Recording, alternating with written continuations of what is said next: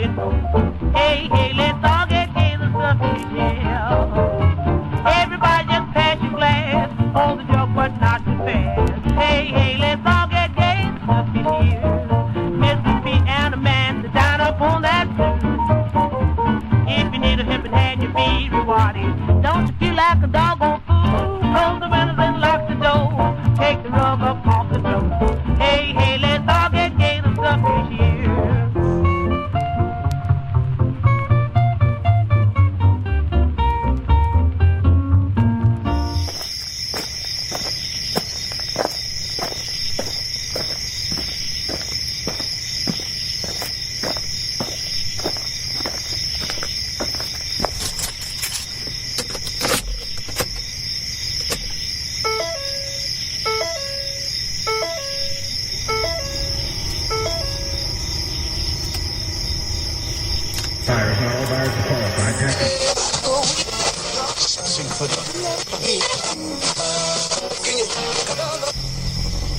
Message is being broadcast by the Department of Defense of the Republic. At 2 a.m. Eastern Standard Time, multiple unidentified objects were confirmed to have entered Earth's atmosphere. Discovery Houston, 20 seconds to LOS T-drift. Contact, nice, be in orbit. The first message that comes to me is you are a divine being.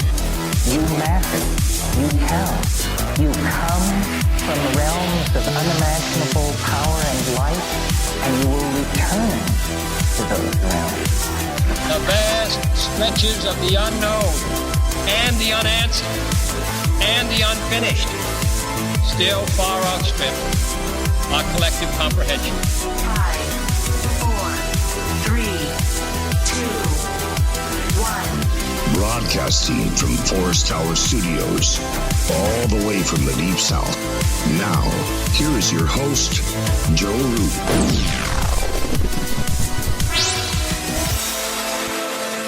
Broadcasting from atop a hill in the mossy creek bottoms of Cane Creek, Arkansas. I'm Joe Roop, and this is Lighting the Void. Welcome back to the late night here on the Fringe FM. Thank you so much for joining us wherever you're listening from. It is Tuesday night, the 25th, on into the 26th. And tonight, we're going to be switching topics here. So we're going to be talking about Sasquatch, which is something that I really need to know more about. I've got a lot of questions.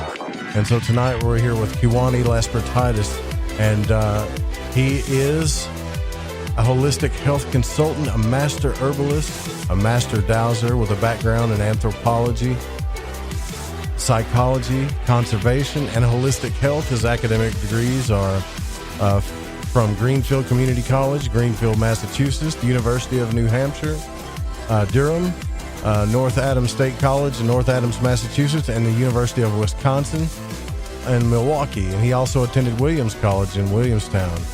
He taught anthropology for 1 year at North Adams State College and later taught dowsing and psychic development at the Wisconsin Society for Psychic Research. And as a world authority on the Bigfoot Sasquatch phenomena, he has meticulously researched the subject for the last 60 years. And Mr. Lapseritis is also a social scientist and both a Sasquatch and ET contactee. And that's pretty much what I wanted to get into here tonight. We're going to be bringing him on in just 1 second. I do want to make sure that everybody knows that we're live on the Fringe FM. We're here Monday night through Friday night, 9 p.m. to midnight, every single night we're here. And after the show, The Secret Teachings with Ryan Gable comes on. Make sure tomorrow you catch Suzanne Ross's show at 5 p.m. Pacific. Also after that, Real Talk with J.D. Lewis, and then we'll be joining you again. And I want to thank Michael Wan for coming out last night. What a fantastic show that was. And all the sponsors as well. GetTheT.com, AncientLifeOil.com, and PrepareWithTheFringe.com. And go give UFO Seekers a shout, too, on their YouTube channel. Now, I really do appreciate you coming on the program, Kewaunee. This is a subject that I'm not all too familiar with, but I've got a few questions, and I would like to know, I guess, first off, because you got a pretty extensive background here, and I think everybody that looks into the subject of Sasquatch pretty much knows who you are. But I want to know, because when I hear these stories, I hear Sasquatch, ET, star people. It's something I've heard quite a bit. And I want to know, something had to have happened to you for this to be so convincing to you. Number one, that it's real, because to a lot of people, this is a hard concept to grasp. Yes, well, I started researching 63 years ago, and as time went on, I started doing more and more field work, and a situation came up where I was working as assistant director for an urban First Nations agency in Milwaukee, Wisconsin, and I was invited out to some land that they were going to bless with the medicine man. And when I went out there and walked around, I decided to break off from the group of 6 people, and they were chatting about the property and so on, and I kind of slowly moved away, and they sat down, and I went down into the court of the woods. And when I did, I received the shock of my life. I wasn't afraid. I was just shocked when a Sasquatch started to telepathically speak to me. And he said, in the beginning, this is a Sasquatch, man. I am watching you, and I've been watching you for a long time, longer than you know or understand. And I thought, what's going on? I'm looking around, I don't see anything, but I feel this energy around me that was very strange, very heavy, and yet pleasant. But it was overwhelming. So this continued for a minute or two, and I felt uncomfortable, and I started walking away to up into the field and on top of a small hill. And as I'm walking around, I thought to myself, I wonder where this is coming from. And every time I thought, the Sasquatch would answer. And I just thought, what's going on? I was confused. And then I was standing on the knoll looking around. All of a sudden, this more sophisticated voice said, and I too have been watching you for a very long time, longer than you know or understand right now. And I thought to myself, where is this person? And I'm looking around, and all of a sudden he said, oh, well, I am above you in another dimension, in a UFO, as you people call it. And I looked around up, I didn't see nothing, but the energy from talking to this star person and the Sasquatch was just overwhelming in a pleasant way, but it started to space me out. I felt like I don't drink, but I felt like I had 1 or 2 glasses of wine on an empty stomach kind of thing. It just enough to make you feel kind of spacey. And I was totally confused, and I thought he repeated that, and I said a few things, and he answered, and finally, I wish I'd have kept talking and asking questions, but I looked back where the First Nations people were sitting around, and I walked back over there thinking, this is how I was thinking at the time. This is 1979, and I said, well, gee, if I go over here, all this is going to go away. That was just some quirk. I don't know what that was. Here I am in denial already, right? Yeah. So then I sat down among the Indian people, and all of a sudden one of the Native Americans said, oh, you should build your squat lodge over there. And the head of house who just purchased the land said, no, I will not build it there. And the medicine man spoke up, said, oh, that's an excellent place to have your sweat lodge. And the owner of the property said, I will not build it there. The star people have been landing their spaceships there, and I don't want to disrupt their activity. And I stood up and headed for the house. They were wondering why I left. And, I headed for the house, which was almost, I would say, about 75 yards away, 75, 80 yards away. So I headed for the house, and I just was totally confused. I said, God, this is real. This is real what's going on, but I'll never tell anybody, never tell anybody. And the person who drove me home from one of the people, and there were just two of us in the car, and he said to me, Kewaunee, he said, I don't know if you know this or not, but there was a Sasquatch following you everywhere. He said, I could see him. He was in another dimension. I could see through him. He was about 12 feet tall, and he was following you everywhere out there. And I yelled at the guy and screamed out loud. I said, stop it, you're freaking me out. And because I wasn't going to say anything, who would know, right? So I said, well, I'm still not going to tell anybody. And 2 nights later, I woke up. I still remember. I can't ever forget. 2:45 in the morning, and a voice said to me, wake up, my friend. We are here. And I thought, oh, no. A burglar broke in, and I expected a gun in my face. And I was facing the wall. So I rolled over. And when I did, there were 2 Sasquatch standing there. But I could see through them. They were literally living apparitions. When their eyes moved, the pupil of their eyes, I saw them move. I mean, because I was 3 feet away from one of their faces. He floated down through the floor, so he was even with me, which was 3 feet away. He had a huge head, and he had kind of an ape-like face, but they are not apes. They have nothing to do with the evolution of apes, and they're not a branch of them or anything like that. They explain much later. But anyhow, they would talk to me, and they would come and go over a period of almost 2 months. And then sometimes there'd be different ones. And they're interdimension. They said that they have access to 8 different dimensions, and that they've been here on this planet for 200 million years. That's a long time to evolve into these incredible nature people that have access to other dimensions. I've seen them 3 times dematerialize in front of me. So it's interesting. I wasn't going to tell anybody, and here I ended up writing 2 books, The Psychic Sasquatch and the UFO Connection, also the Sasquatch people and their interdimensional connection.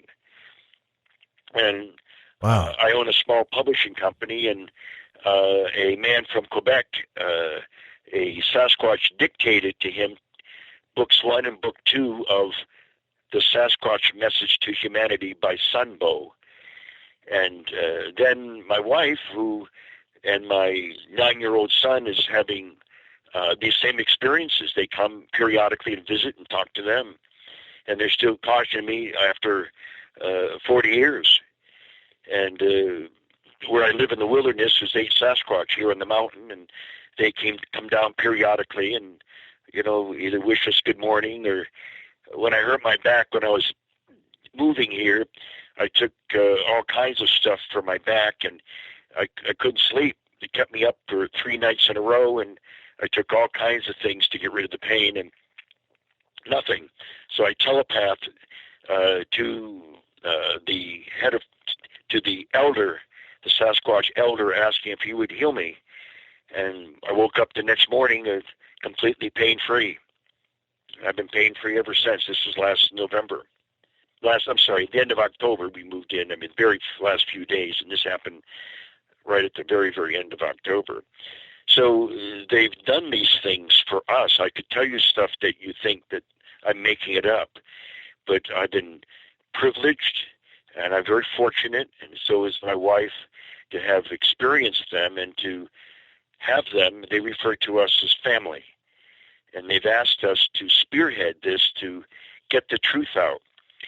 And I guess they've chosen me because of my personality.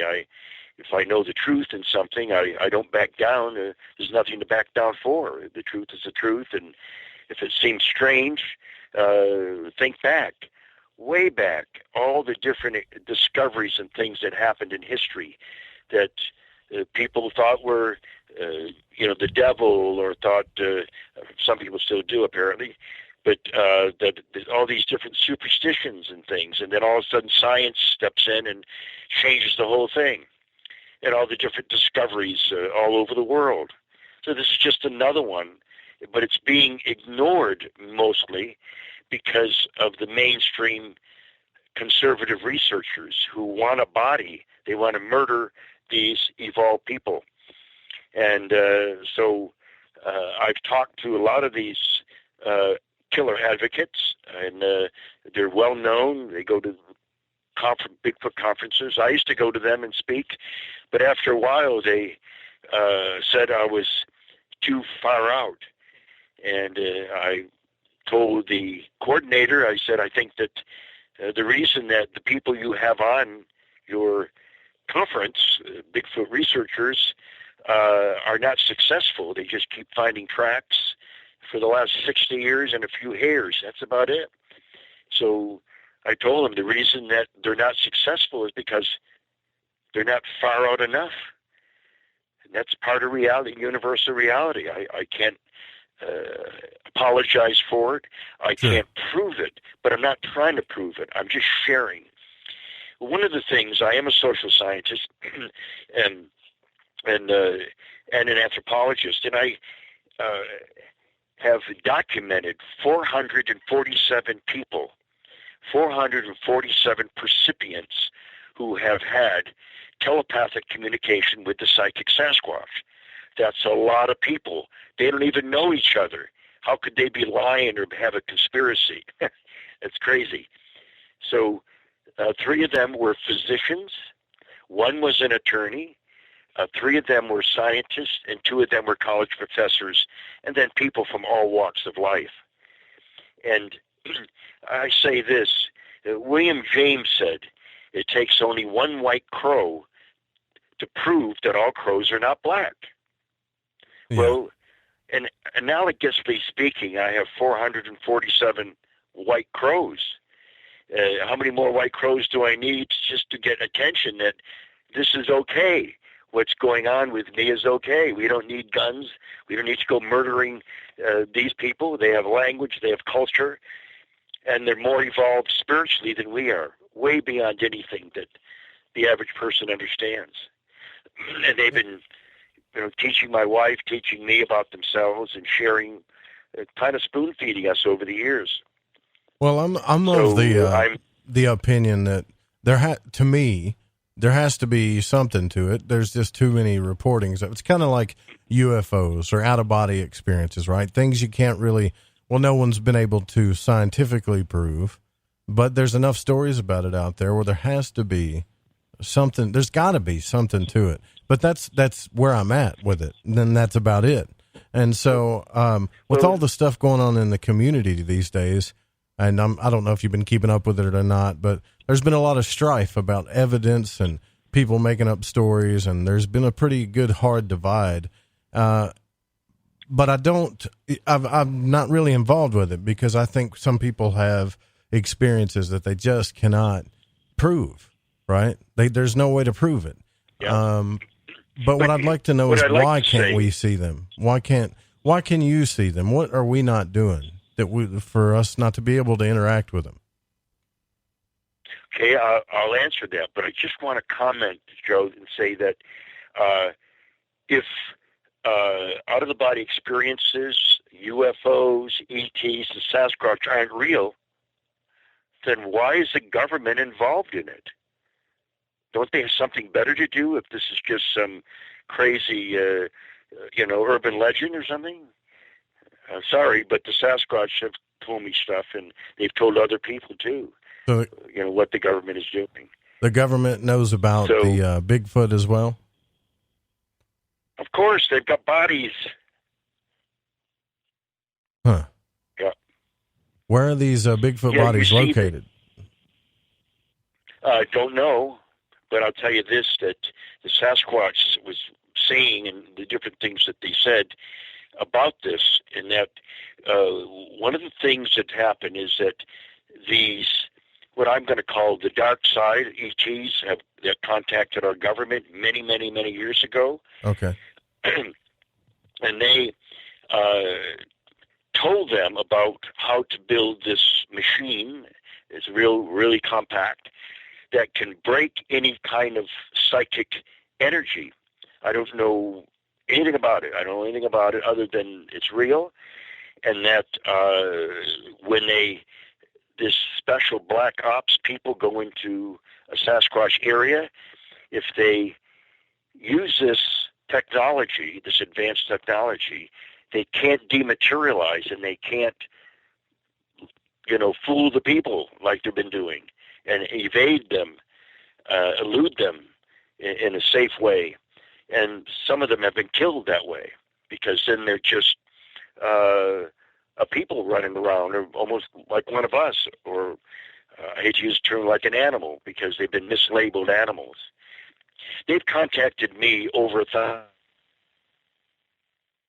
Oh, we might have lost you there. I know you're on a satellite feed. Are you there?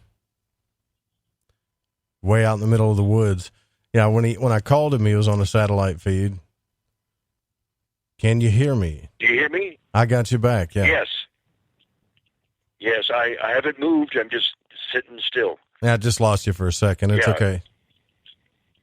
All right, good. And yes, they've the government's been starting fires, all these forest fires into wilderness areas, and not letting people know.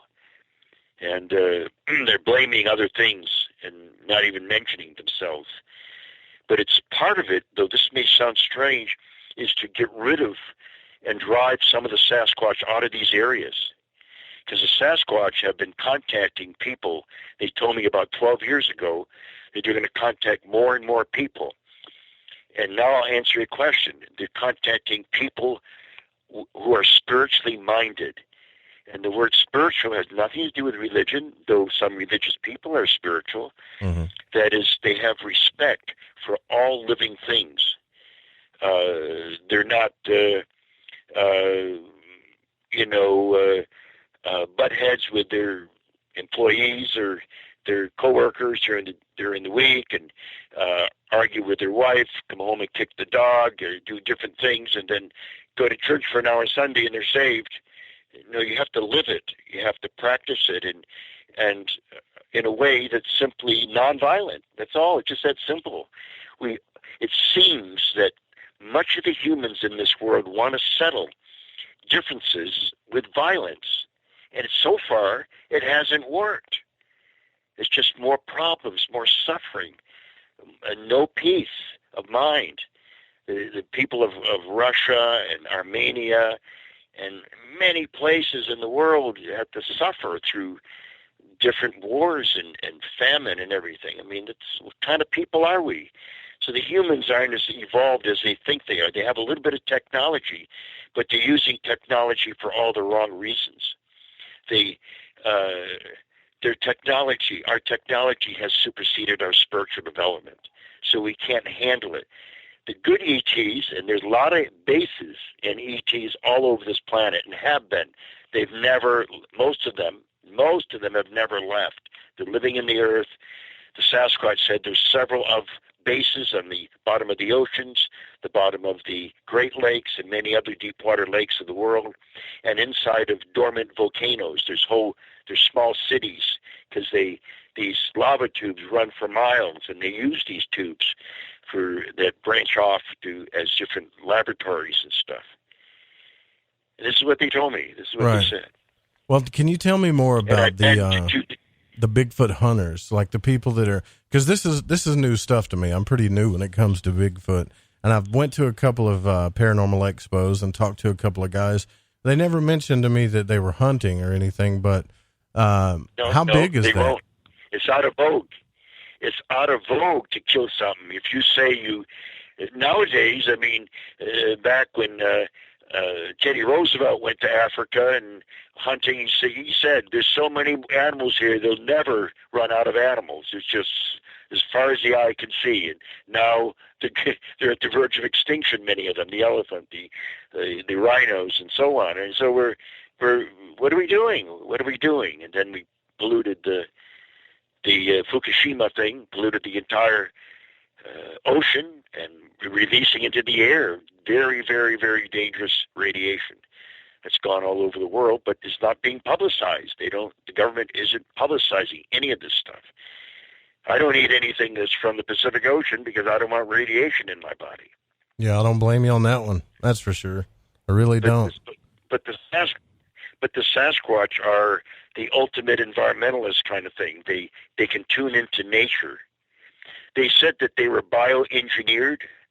You know, that was a word they used by friendly ETs in Lemuria many, many, many years ago, and 200 million years ago. And that they said later, much later, the hairless giants were bioengineered and released on the planet, but they were very aggressive. And then when they later still, and they use this word seeded, when they seeded the humans, and some of the humans, or the humans rather, in all of them were, some of the DNA was taken from the ancient ones. Now, there's several different races of people that we know nothing about on this planet. I don't mean like in New Guinea or the Amazon. There are certainly Stone Age people still living there now, absolutely. However, as far as these beings, they were given, they said that we were seeded later. Now, when they told me this in July of 1985, I just thought, wait a minute, I come from a Darwinian perspective based on my academic background, and I knew what he meant, but it just blew my mind. And interesting as it was, I was living in Oregon at the time, and my best friend, who was living in Seattle then, sent me, this was 1985, he sent me Zecharia Sitchin's book, The 12th Planet. Gotcha. Which explained so much, and I just said, oh my God, this dovetails right in, and it's a struggle once you educate it in a certain way, and the thing is, I'm not a killer advocate, and I just find it disgusting that these people won't listen to me or other people that are telling them that these are people, and they want to murder them in order to prove. They got big male egos, and they want to prove that's the scientific method. But the Sasquatch said, there's so much evidence of us that's ridiculous. Only primitive people do that. And I agree. It's a primitive concept. But empirical science, I'm a scientist, says it's okay. Sorry, I'm not buying it. Not buying it. It's called murder because I already know these people for 40 years. It'll be 40 years the first week of September of this year that we've been interacting, and it's been beautiful. My life has changed. I'm not the same. I see the world differently and the universe differently. Do you when you go to a conference or something and you meet these guys or these people that want to hunt one and kill one, do you just ignore them, or do you try to still talk to them and convince them otherwise?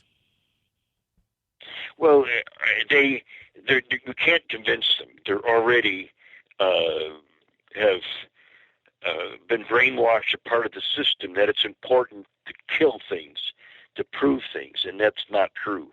We need to evolve into something better than that. Humans are better than that.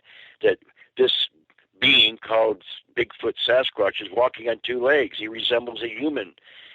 He also resembles an ape, but they told me, they said they have no connection, absolutely zero, to apes. So that's the bottom line. And yet they call it the North American great ape, and these apes are this and that. Well, they don't want to talk to people that want to murder them. If somebody was after you, would you want to say, well, I'll go find them and talk to them? Yeah, maybe, yeah, right. Sorry. Maybe I'll convince them otherwise not to shoot me. Yeah. I get your point. Absolutely. So I don't butt heads with these people. God bless them, but they're in trouble. It's their karma. And incidentally, Sasquatch and ETs talked to me years ago, back in the early 80s, about karma and the importance of it. Very, very important to watch what a person does. Very important, because they said it's part of the reason why we're here, boring these bodies temporarily to learn lessons. and a lot of people aren't learning, and that's fine. It's nothing to do with me. Some people are aware, some are not, and I happen to be fortunate, but I had to feel my way through life and fall down and do things that, looking back on, I said, what? I can't believe I did that. Why? Well, it's okay. We need to forgive others and forgive ourselves. I think that's the biggest lesson I think people should be learning here, being nonviolent and forgive others and oneself. Absolutely. So, and this has nothing to do with religion, though I respect Jesus Christ and Moses and so on. I just respect all the different religions. Another thing I think that a lot of us have lost is we've forgotten to be open-minded as well. But we're here at the bottom of the hour. Look, I've got some questions for you because I am interested in this. If I could communicate with one, I'm sure I'm not the only one out there that would like to figure out, how can we get in touch with Sasquatch? That would be really cool. And we're going to get into some telepathy as well. We'll be right back.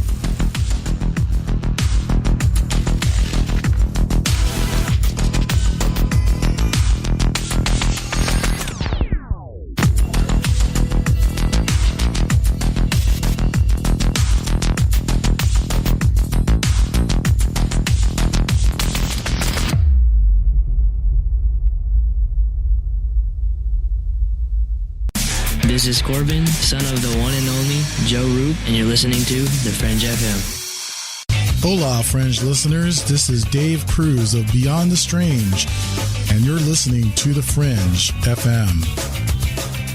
So, have you heard of heavy metals? I'm not talking about the heavy metals in the junkyard. I'm talking about the heavy metals that build up in your body. Heavy metals in your body can make you feel sluggish, fatigued, and just plain off. Why not try Life Change Tea at getthetea.com? Cleansing your body and making you feel great. No, not cleansing the outside of your body, but cleansing the inside of your body of intruders that sneak their way into you and set up an intruder camp. Life Change Tea helps remove unwanted intruder camps. Brew it, steep it, and drink in the results. Tastes great, so you can create a new health habit. Our tea loves to help people. It just needs the chance. So order yours today by logging on to getthetea.com. That's getthetea.com. Our Life Change Super Strength Tea is waiting. This could be a beautiful relationship. Take charge of your health. Order at getthetea.com. That's getthetea.com. Alex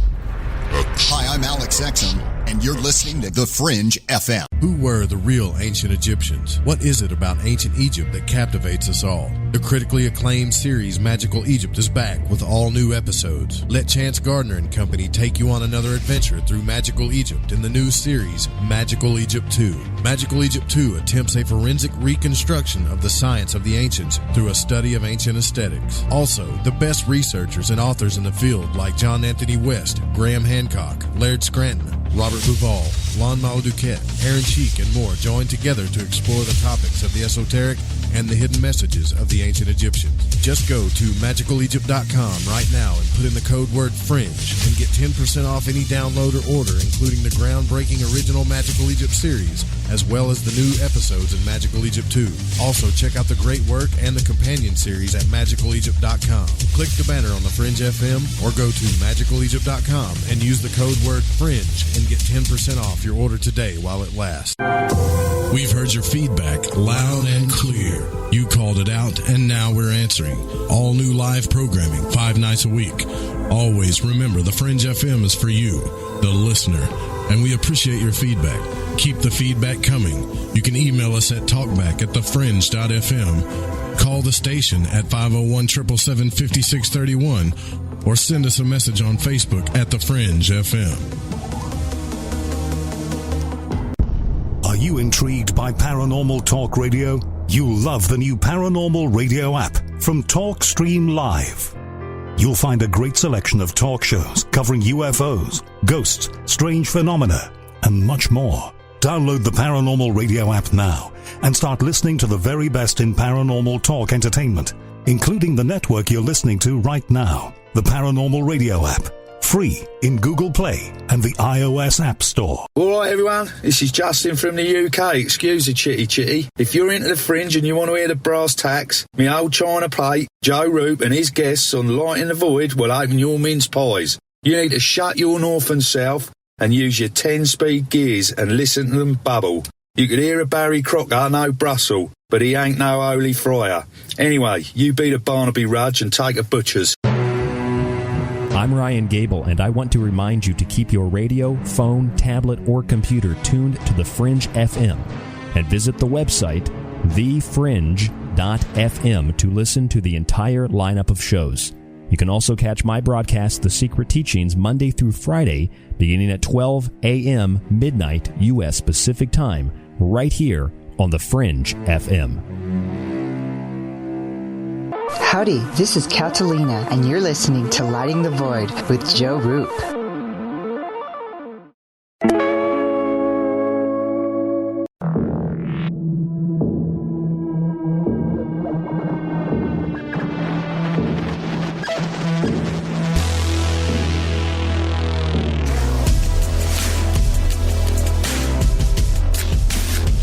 All right, welcome back to Lighting the Void. I'm your host, Joe Roop. Tonight, we're talking about Bigfoot.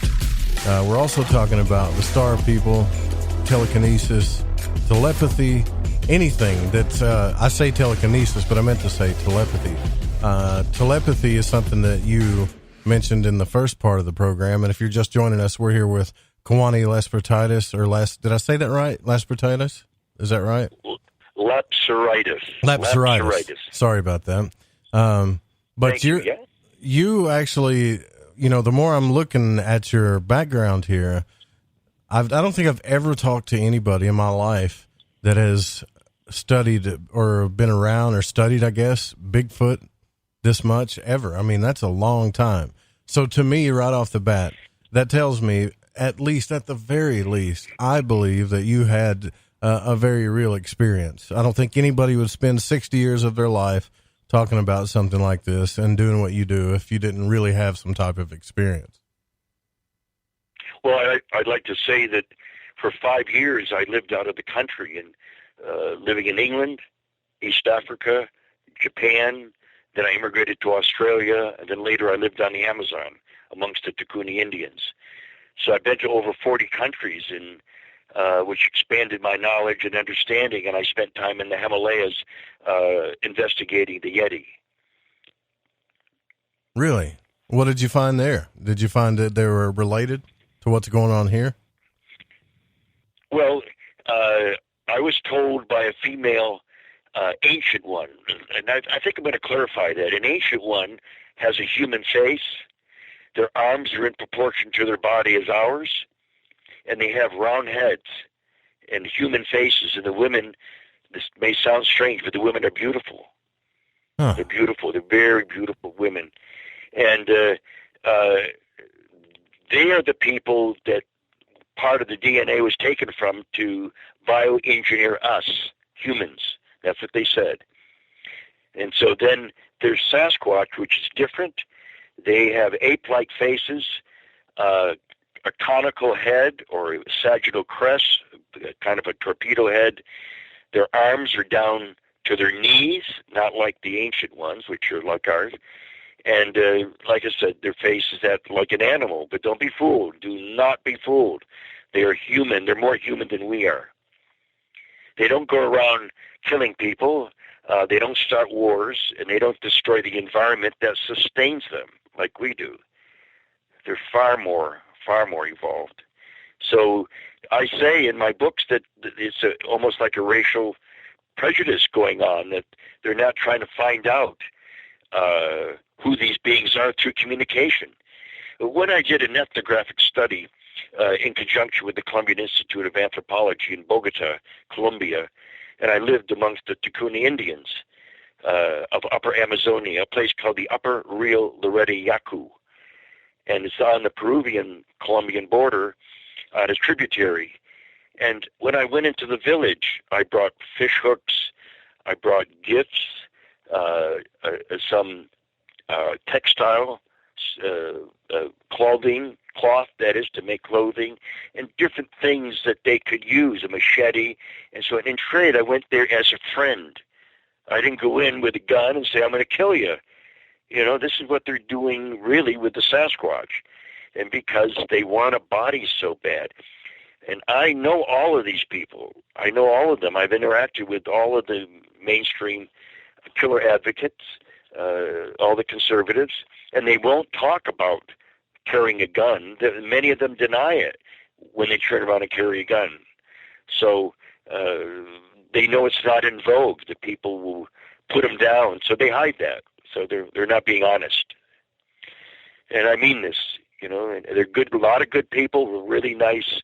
A lot of the conservatives are very nice people, and so on. But if you met them, they'd be friendly with you and everything. But they want a Sasquatch real bad to kill.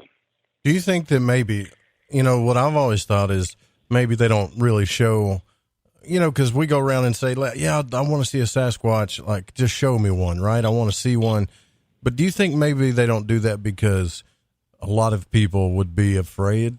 You know, as soon as they saw it, they would kind of get scared, freak out. I would imagine I would.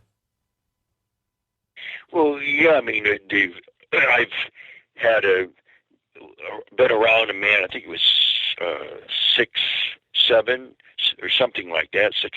Gee, how intimidating. I mean, I'm 5'10", I'm average height, and gee, you know, all of a sudden he walks into the room and he gets your attention. Wait a minute, he's just, you know, a little over 6.5 feet. What are you dealing with when you're doing 8, 10, 12, 15 feet? And they get that big. They get that tall. And we're talking 1,000, 1,500 pounds when you get like that. So these beings, you know, are so strong they can flip your car with one arm, and they can catch a person easily. They can run up to 70 miles an hour on short spurts. So they're very, very fast. So why aren't they catching people and doing that? They're not. And I need to address this phenomena that researcher David Politis from California, I believe. No, missing 411 did guy. A terrific, yeah, the missing 411. He did a terrific job in investigating this, and it's needed. His work is needed out there. But what's wrong with it is, and he's real careful about this, but everyone seems to be blaming the Sasquatch and say, look what the Sasquatch are doing. They're killing people. They're murdering. They're probably eating them. That kind of thing. So with him, I called to order one of his books, and somebody answered, whoever was taking orders, and said, oh yeah, the Sasquatch are killing people and stuff and all that stuff. He doesn't outright say that. But my point of this, that it's pointing in that direction. But here's what the Sasquatch said. And this may sound like a cop-out to some people. I don't know. But they've never lied to me, okay? They've never lied to me. So they said that the ETs that are working with the government that are negative, they're not nice, and that they have captured a Sasquatch and several Sasquatches with their technology, these beings. Now, Haloti, a female medicine woman who was an ancient one with a human face, her name is Haloti, and I befriended her when I went on 5 different expeditions down in the Kiamishi wilderness of Oklahoma.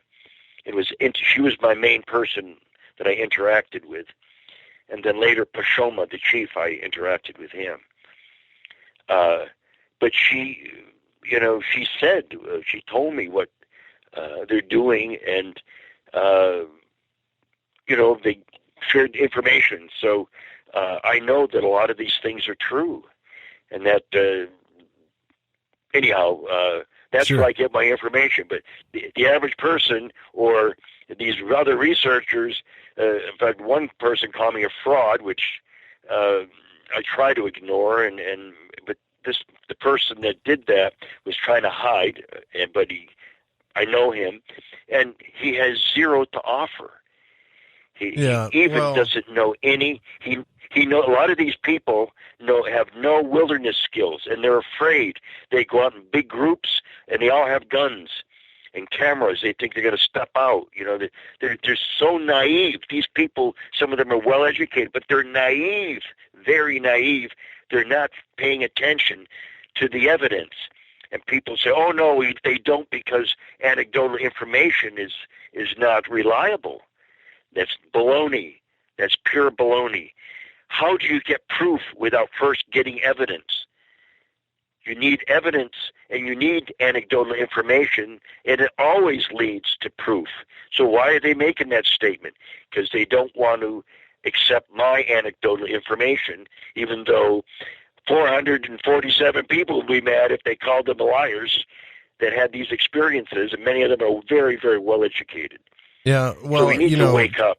To call, and if people don't like the word psychic and paranormal because it's unscientific, that's baloney too. It's quantum physics. It's mainstream science. Psychic stuff, paranormal is quantum physics. Wake up, people. It's not something that's anti-scientific. Yeah, it's already been proven. With ions and Dean Radin. Robert Monroe, there's tons of institutes that have done scientific research on this stuff that have proved a lot of these things. But I think where people get tossed up is, and let me just say real quick too, if you call somebody a fraud, I think it's okay if you know they're a fraud. If you've got evidence that they're a fraud and they're doing things to people and they're doing wrong things to people, right? Something wrong, something dangerous, something morally wrong, and you've got evidence, then it's okay to say, hey, that man's a fraud, right? But just to point fingers and say fraud, it's pretty insulting, right? And you don't, you don't really have. It's a juvenile, right? To me, it's a juvenile response. Because you got to have proof before you call somebody a fraud, or you have to have something to say. And I've heard it so many times where somebody may say, well, the story don't add up. He's a fraud, or this don't add up. And I'm thinking you need a lot more stuff before you start calling someone a fraud. I don't know. Maybe I was raised different, but especially when it comes to your elders, I don't care how crazy you think they are. You don't disrespect them, period. So, well, that's all I can say about that. I guess, of course, I'll be 76 this year, so I guess I'd classify as an elder. But I don't have any wrinkles yet, and my wife Kelly is 39, and I have a 9-year-old son. But I'm too busy to enjoying life and interacting with the. You have a 9-year-old son? With the forest people. Yeah. That's amazing. Wow. So that's probably, you take good care of yourself. You do a lot of wilderness hikes and stuff, I imagine. Oh, right? yeah. You're always in the wilderness. You're always walking and stuff. Right. And I take ginseng every day and so forth, and take care of myself. Yeah, that's really cool. That is really cool. Listen, I do have some questions though. One of the things where I really get, it just seems so hard to grasp sometimes. Not the Bigfoot, not to say there's not Bigfoot, not that, but when we start putting things together like Bigfoot, aliens, star people, and ascension, those are like keywords that I hear a lot, that I would like to be able to put together, or at least know where to start to where I can go find out if this information is true for myself, and not from a scientific point of view. I'll do it from a spiritual point of view. I just want to know. So your question is? My question is, how do you know that these beings are from other galaxies and dimensions that are here to guide us and help us ascend, other than the fact that they've told you this? Okay, I'll answer that, but I just want to make a statement that from before, when you said, hey, there's plenty of evidence with Dean Radin, which I quote in one of my books, and right. Robert Monroe, and so I've read his material, so on and so forth. Yes, there's tons of information. Huge amounts. But the Bigfoot researchers don't read it. They're not eclectic like I am. When I found out that they were interdimensional and they're talking about all this, I started reading quantum physics and psychic phenomena. Why? Because that's where a lot of the answers are, to understand it better, not avoid it, not ignore it, and that's what they do. Anyway, that's a huge amount of evidence, but they don't read it, so they're in left field still. I understand where you're coming from because when I read, I understand where you're coming from because when I read Robert Monroe's book for the first time, I was incredibly intrigued, and I think that has a lot to do with it. When he started talking about you could leave your body, I did not believe him. But the more I read the book, the more he started sounding like there was something to it, you know? And so I started, here's where I think people don't do. I started trying these methods myself. I started exploring my own consciousness myself, opened my mind to it, and tried to do it myself. But I didn't go in expecting anything to happen, just tried it out, and it happened. And I think a lot of the times the people that want to say this and that's a fraud or they don't really know, I don't think they actually go out and try these things or they actually go out and explore through consciousness methods of exploration. Well, the old adage is, the mind is like a parachute. It only works when it's open. So you have to be open-minded, as you said, and you've got to be objective. And these researchers, and I am being critical, though I say this respectfully, that they are not objective. They, after a while, their subjective theories, their fantasy theories become real because that's all they got. They have zero evidence for their theories or anything else. But they haven't figured out that in 60 years of professional hunting and research, field researching, has produced nothing.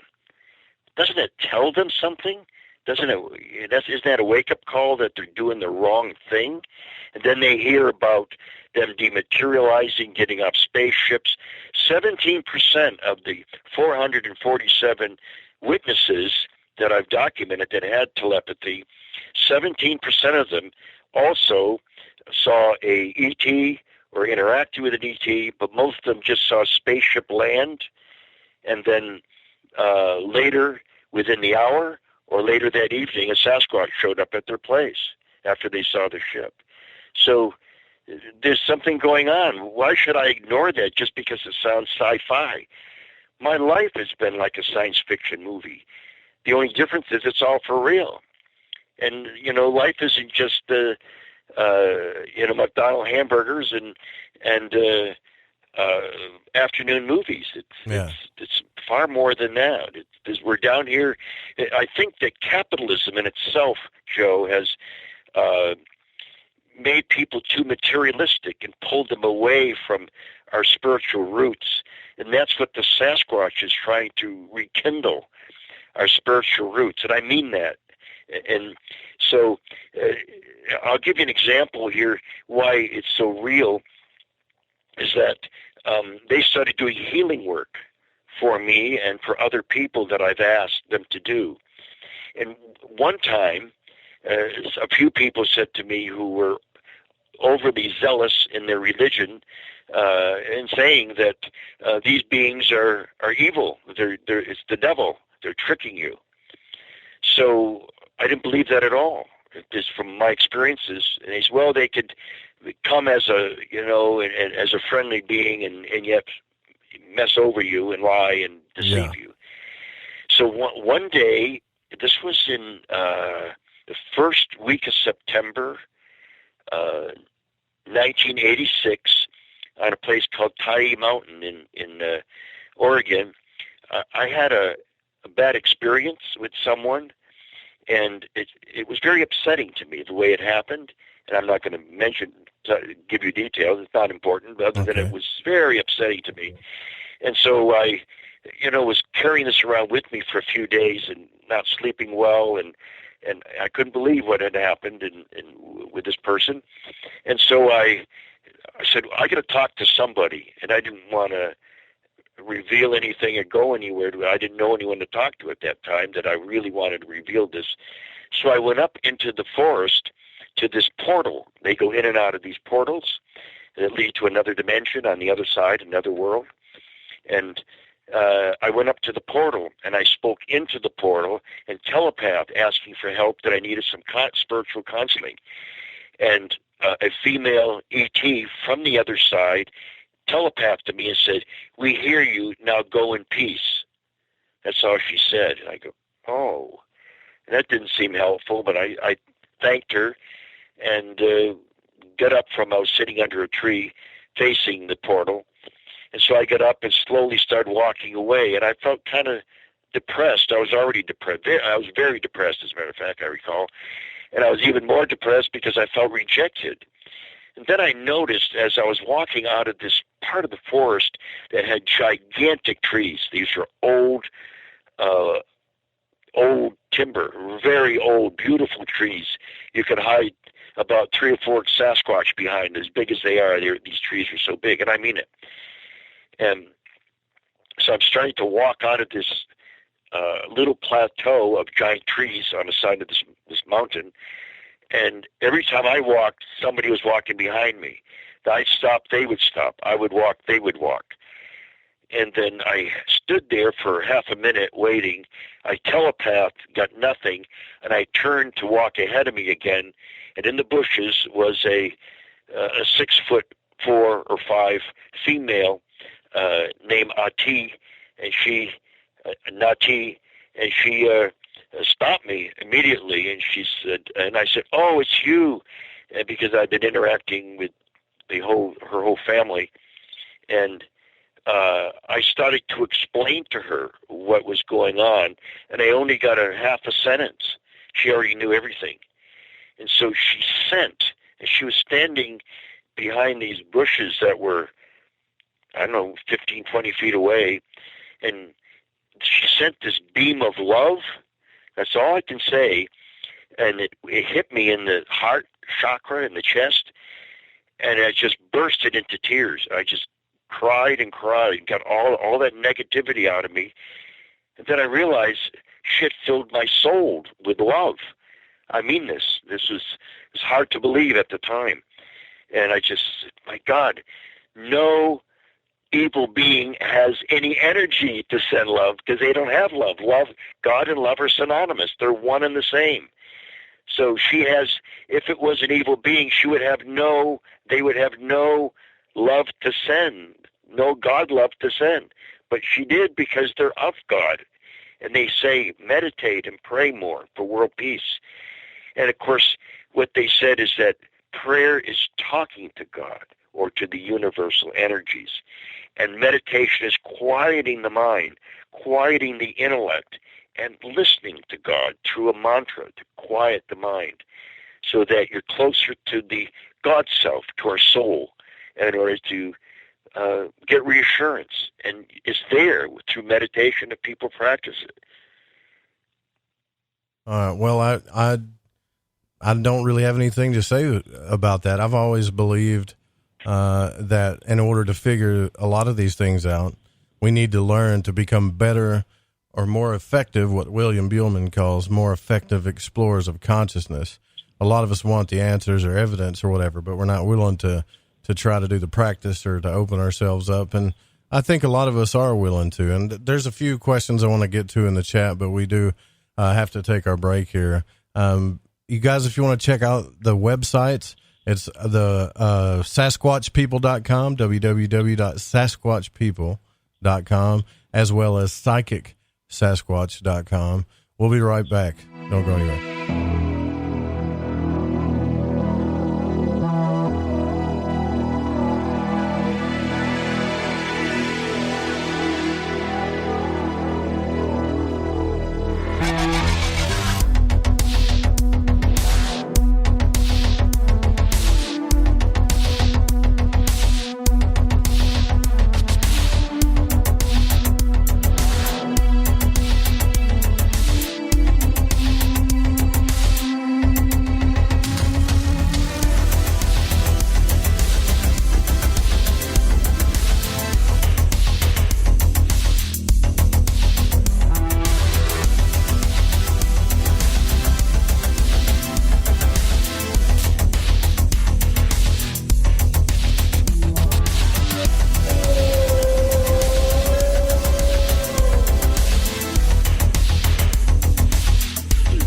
in getting information.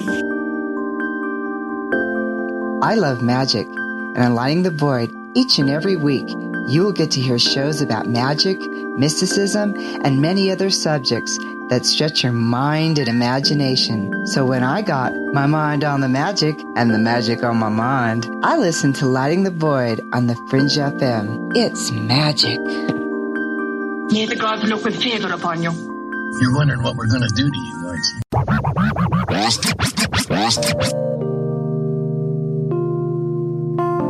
This is Elle. I listen to Lighting the Void because it's interactive radio with good content, interesting guests, and a humble host, sharing this journey through the esoteric. Hey, Joe Roop. Thanks for having us along for the ride. Thank you so much for a delightful evening. Well, I got a lot of ground to cover.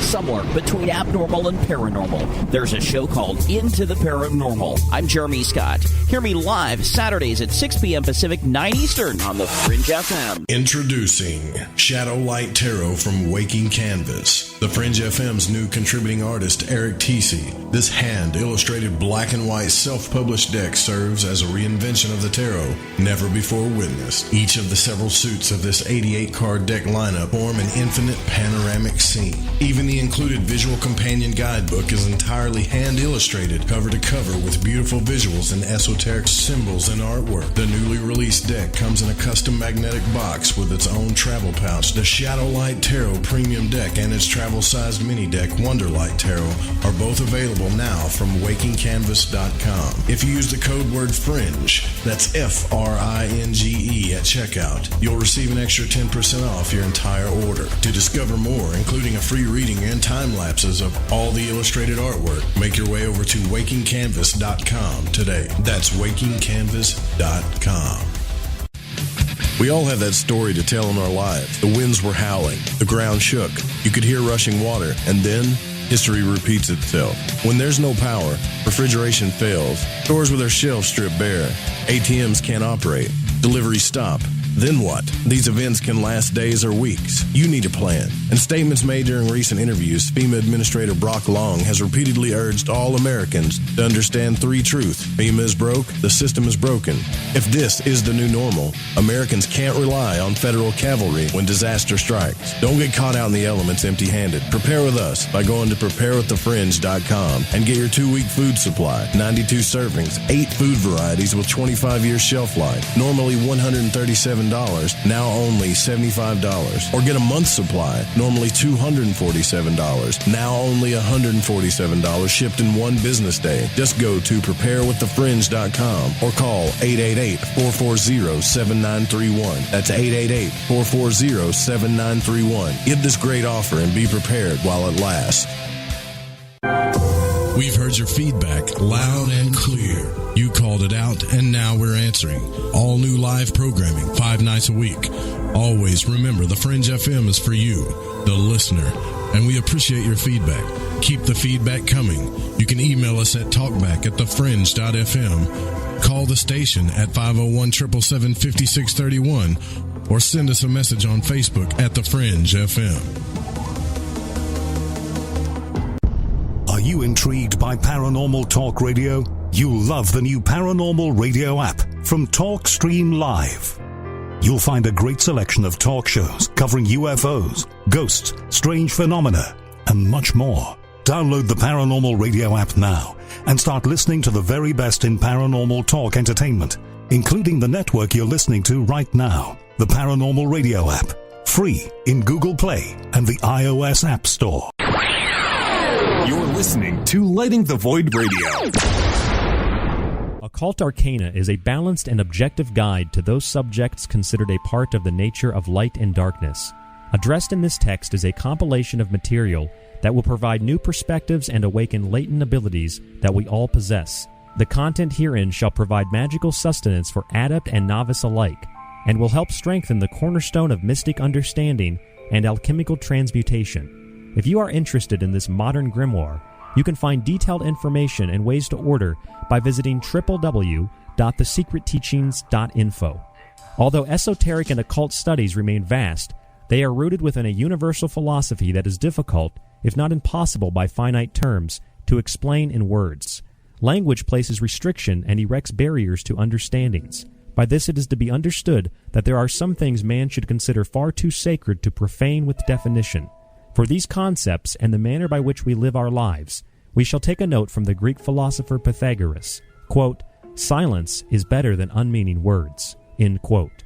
To get your autographed copy of Occult Arcana today, simply visit www.thesecretteachings.info or email The Secret Teachings at rdgable@yahoo.com.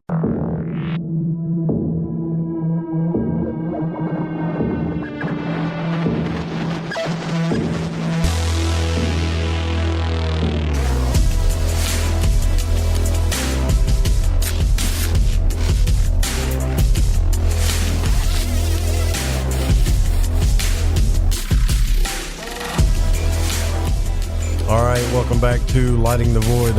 Listen, if you guys want to chat with us, we're over at the Fringe FM chat, and I believe that you can still get to that chat room if you click on the chat link on the Fringe FM website, thefringe.fm, or if you go to thefringe.fm/chat, and there's a few people over at the Spreaker chat. Tonight, we're talking about Sasquatch, Bigfoot, telepathy, many other things with Kewaunee Lapseritis, and I hope I said that right. I feel like every time I say it, I'm going to say it wrong. But I get what you're saying. I get what you're saying about being open-minded, about being spiritually open-minded. I totally am with you on that.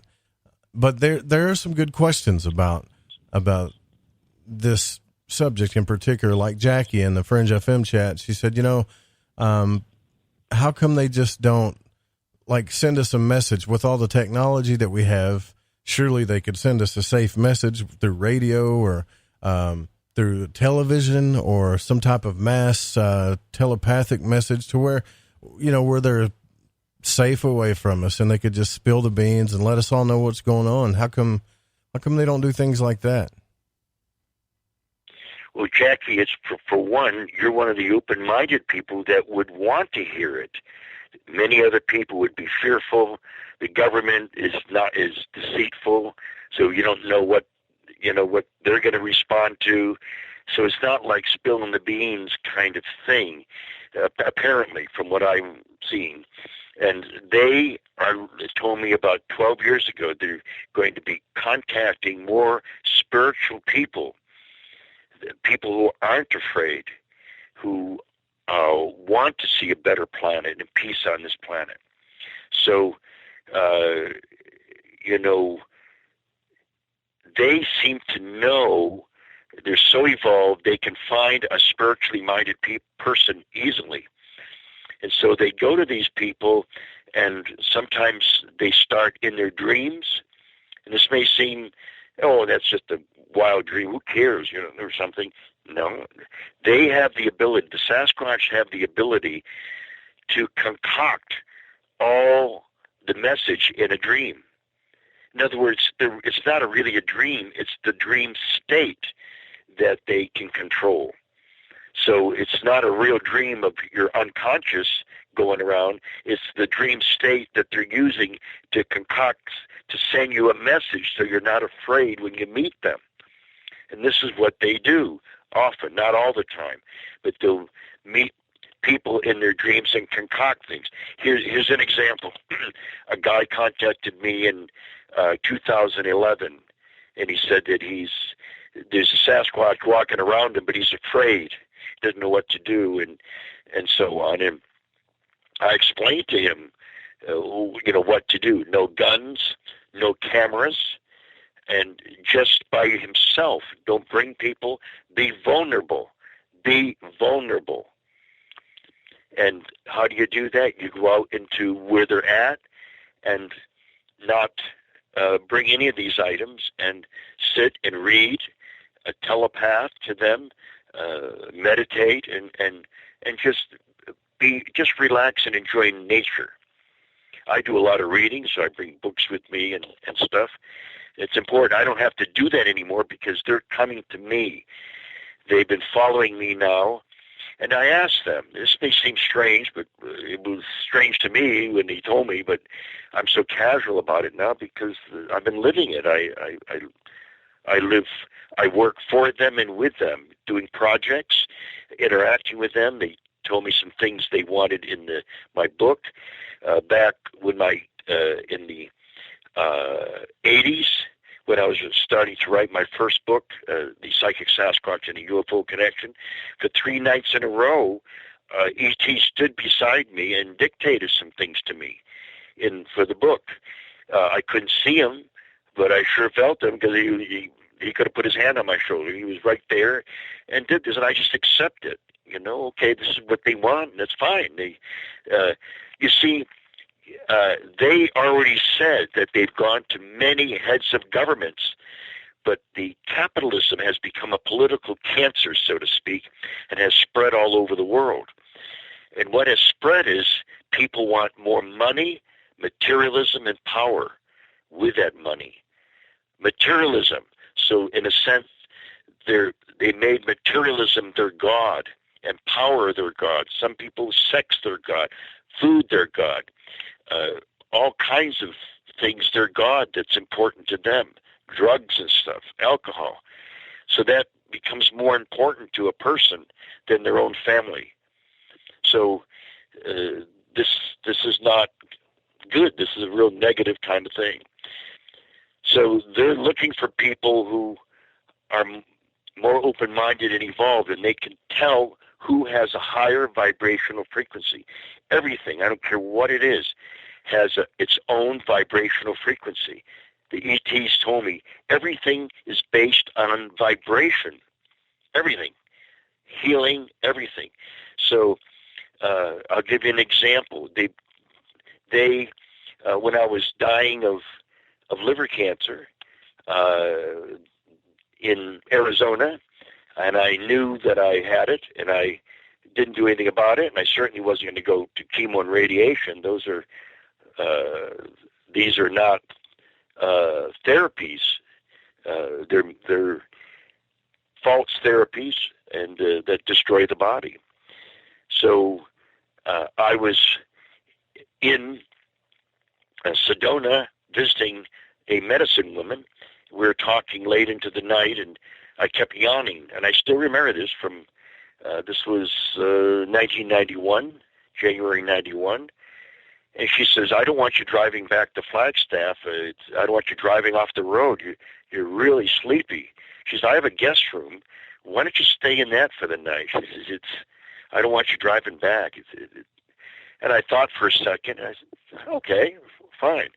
So she directed me to one side of the house, and I went in, and just as I got into bed, looked around, I said, okay, I'm tired. And as soon as I shut the light off, there were 4 6.5-foot kachinas standing at the foot of my bed. And they stayed there for 50 minutes talking to me, telling me about my life, and telling me what herbs would heal me, and what else I need to do, and why it's attached to our emotions, and why we need to heal our emotions before we can heal our bodies, and to clear that, to clear it. And I had, so I went back. They told me which herbs, the primary herb that would heal me, and I collapsed 2 days later and could barely function. I made sure I quickly got these herbs, which they sold in a store there, and I had already many of them with me. Again, I'm a master herbalist, and I took these herbs, but I was in bed. I couldn't hardly do anything, and I was sleeping 18 and 20 hours a day all through the night and everything, and taking these, but I was clearing myself. Every time I woke up, I would forgive people, and then I would forgive myself. I would clear myself. And after 3 days of doing this and sleeping most of the time, this may sound totally bizarre, but Jesus Christ and Mary Mother and some of the Sasquatch and ET surrounded my bed and said, you made it. They stayed invisible, but the whole room, I thought I was on a cloud someplace. And they stayed for, I don't know, a few minutes and said, you did the right thing and you saved yourself by clearing yourself. Now the herbs will work. If it's a lot of people, the herbs work, but then this cancer comes back because they never cleared themselves emotionally and spiritually. And forgiving these people and thinking back, we absorb and we take in negativity. And if we hold on to it and even practice it by swearing and yelling and doing certain things maybe to people that we think is okay, we create the diseases within ourselves. This is what they told me. So I just need to say this to give you an idea. Within 5.5 weeks, I was completely cancer-free, and generally it's a death sentence. 6 years later, I had melanoma. It took 2.5 weeks to get rid of that, and I changed my diet and again adjusted my thinking. I kept adjusting my thinking, my emotions, and until I clear myself. Now, in the family here, they've done a lot of healing too. And one of the things that I want to share with you that's very profound is last summer, my son walked into the kitchen. My wife had just got through boiling some water, and it's kind of one of those, it's almost like Pyrex or glass that's on the stove, top of the stove. And she shut it off, the big thing, and she said to my son, she says, oh, hey, stay away from the stove here, especially right there on top. It's very hot, so stay away. And he challenged her and laid his hand right on it. I mean, he's just a kid and thought she was joking or something. And he went screaming through the house, running in circles in the living room, holding on to his hand while the skin at the tips of his fingers was hanging off. Yikes. I was almost in tears myself trying to help him. And I quickly went in the fridge and grabbed some aloe vera juice, held him his hand and dumped it on, and it gave a few seconds of relief. But I had to think of what to do because it was happening so fast. And I quickly, he started running in circles, screaming again. And I ran and got a small Ziploc bag and filled it with ice and put his hands on it. And he sat down for the first time, and I could see the relief in his face because it started to deaden the pain. It was so awful. It was just horrific. And I said to Kelly, I said, well, he won't be going to school for several days. He's on the floor a lot. He's crawling around and stuff. And I said, if this gets infected, I said, this is so bad. If he gets infected, he could, die or lose his fingers or hand, arm, anything. We don't know. There's all kinds of diseases out there and bacteria. She said, yeah, and I said, we'll take him to the doctor first thing in the morning as soon as we get up. And she said, yeah, that's a good idea. So she put antibiotic cream that we had on it and wrapped it and sent him to bed. Well, one of the things you need to know is that when he goes to school in the morning, it's like he's a zombie. It's hard to wake him up. You have to keep going back in his room and encouraging him and finally saying, look, please, we can't be late for school. Get out of bed. He's just one of these people that's hard to wake up in the morning, that kind of thing. So you need to know that. So before going to bed that night, I telepathed to the Sasquatch people and asked them to heal my son. It was so traumatic for all of us. And I was just, that's something. I've done a lot of healing work in my life after, 43 years of it.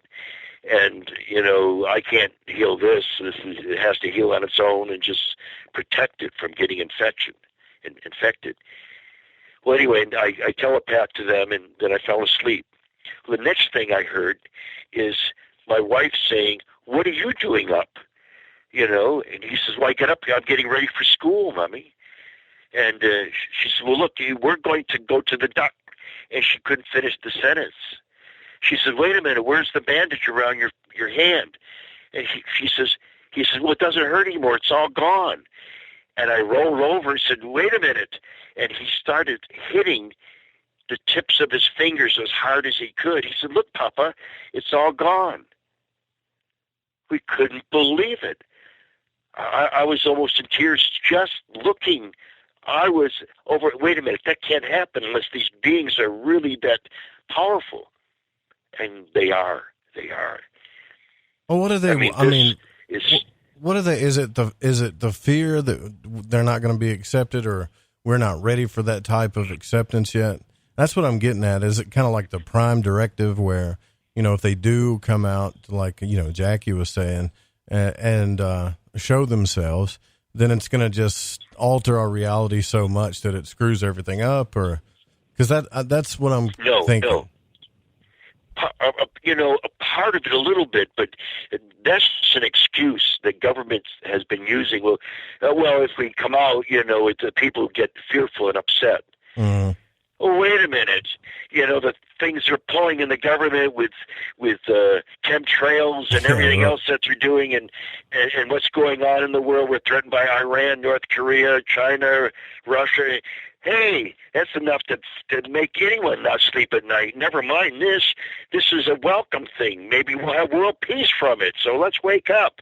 Don't treat us like children. But the government has an alternative agenda, something that they, as the elite, are doing. And they've educated the middle class in America so much that they don't give it anymore. We're too educated. And they don't like it. I'm not sure what's going on, but as far as I could see, the reason a lot of people are angry at Trump and especially the Democrats, is because he interfered with a coup d'etat that they were doing. And why are billions of dollars missing from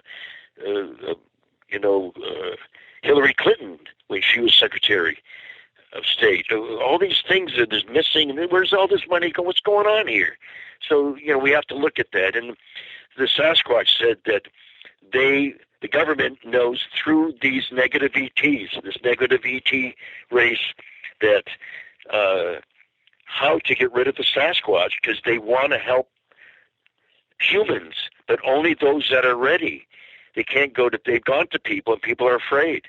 So they just go to people and try to introduce themselves through dreams, through, if a person went for a walk or was in their backyard and there's woods back there, they may start talking to them without showing themselves for a while. And so I've seen them 9 times in the physical, but I've seen them numerous times where I could see through them. 2 years ago, Kelly put our son in the tub, and she went in to wash his hair, and when she walked in, he was all smiles sitting there, and all he said was, "Bigfoot scared me," and he was just almost laughing. Whoa. She said, "Scared you?" Well, he certainly didn't look scared. He meant startled him. And my wife says, "Well, what do you mean, Jeremy?" And she said, "Well, he's right there." And she pointed, and they're standing in the corner of the bathroom. You could see through him was a Sasquatch standing there smiling and just visited him. So they do this all the time. This has been going on for me for 40 years. And, my wife is from Mountain Home, Arkansas, and she started hiking. She was hiking a lot, hiking in the Ozarks, and the Sasquatch started coming to her in the physical and talking to her and talking about me and so on. And eventually she connected with me, and we met. I flew down there and met, and we fell in love and got married, and here we are. And they told me, and they told her, that we had been together in many, many lifetimes since Atlantis. And I'm not into all that stuff, and I'm a scientist. I'm a little skeptical about some things, but it seems like more and more of things that are supposedly folklore end up to be real. At least that's what I'm finding out. And I don't think the government wants us to know about Sasquatch, ETs, and stuff. I mean, I don't know why they think we're so, naive. They're naive to think we're naive about this. And people are seeing them and experiencing them, and books are out and magazines, and we've got DVDs out, and it's on television. Hey, people are smart nowadays. They know. Well, it was kind of funny to hear, President Trump say that he didn't really believe in it, but he believes in the reports. It's kind of like, well, what are you saying? You either believe in it or you don't. So I think he was just trying to cover his reputation or whatever. But you can't believe in the military reports and not believe in it. He does a lot of double talking. I've seen close to 200 or more. I kept track for a while, right around 150, 160 something. Then I don't care anymore. I can just say I've seen roughly 200 spaceships in my life. Some of them were right beside my tent, little tiny ones, small ones that were 7 feet in diameter. And, they've taken me aboard, but they block it out. And Kelly remembers us being taken aboard 5 years ago, and they took me down one corridor, and the ETs took her down another. And what they said is they're not abducting us. They're simply restructuring our DNA to be closer to them because we're working with them and for them. And the Sasquatch, the ancient ones, and the guardians. The guardians are the dog face or the werewolf types. And though they look vicious because they're all teeth, they don't hurt anybody. They don't hurt anybody. But they don't have much tolerance for humans that want to hurt them. They really don't have much tolerance, where the Sasquatch has more tolerance. But they are apart. They are here in the Selkirk Mountains in eastern Washington. There's a tribe of the ancient ones with a human face. I've been interacting with them quite regularly. And there's the Stick Indians, which are a type of Sasquatch, and then there's the Guardians, or the three tribes. The third tribe is these werewolf types, or call themselves the Guardians because they guard the portals. See, everywhere I go, they build a portal in the backyard. The ETs come in at night in these little ships and build a portal, so that, and they tell us, so that our friends, the Sasquatch people, will have access to you, so you can continue to work together and write books and articles and things. And now we're focusing on this international conference that we have out every year. This is our 4th year. The Sasquatch, Psychic Sasquatch Conference and Retreat here, roughly just a little over 50 miles north of Spokane, Washington, in a place called Chewelah, Washington. It's spelled Chewelah, Chewelah. And people say, that's a strange name. I don't know if I can remember that. I just remember Chewbacca. Chewbacca, and this is Chewelah, and this is where the Sasquatch are, and there's a lot of them, So, well, how do I? Anyhow, how do I guess what I need to do? I live in Arkansas. There's tons of Bigfoot sightings here, tons of Sasquatch sightings here that people talk about.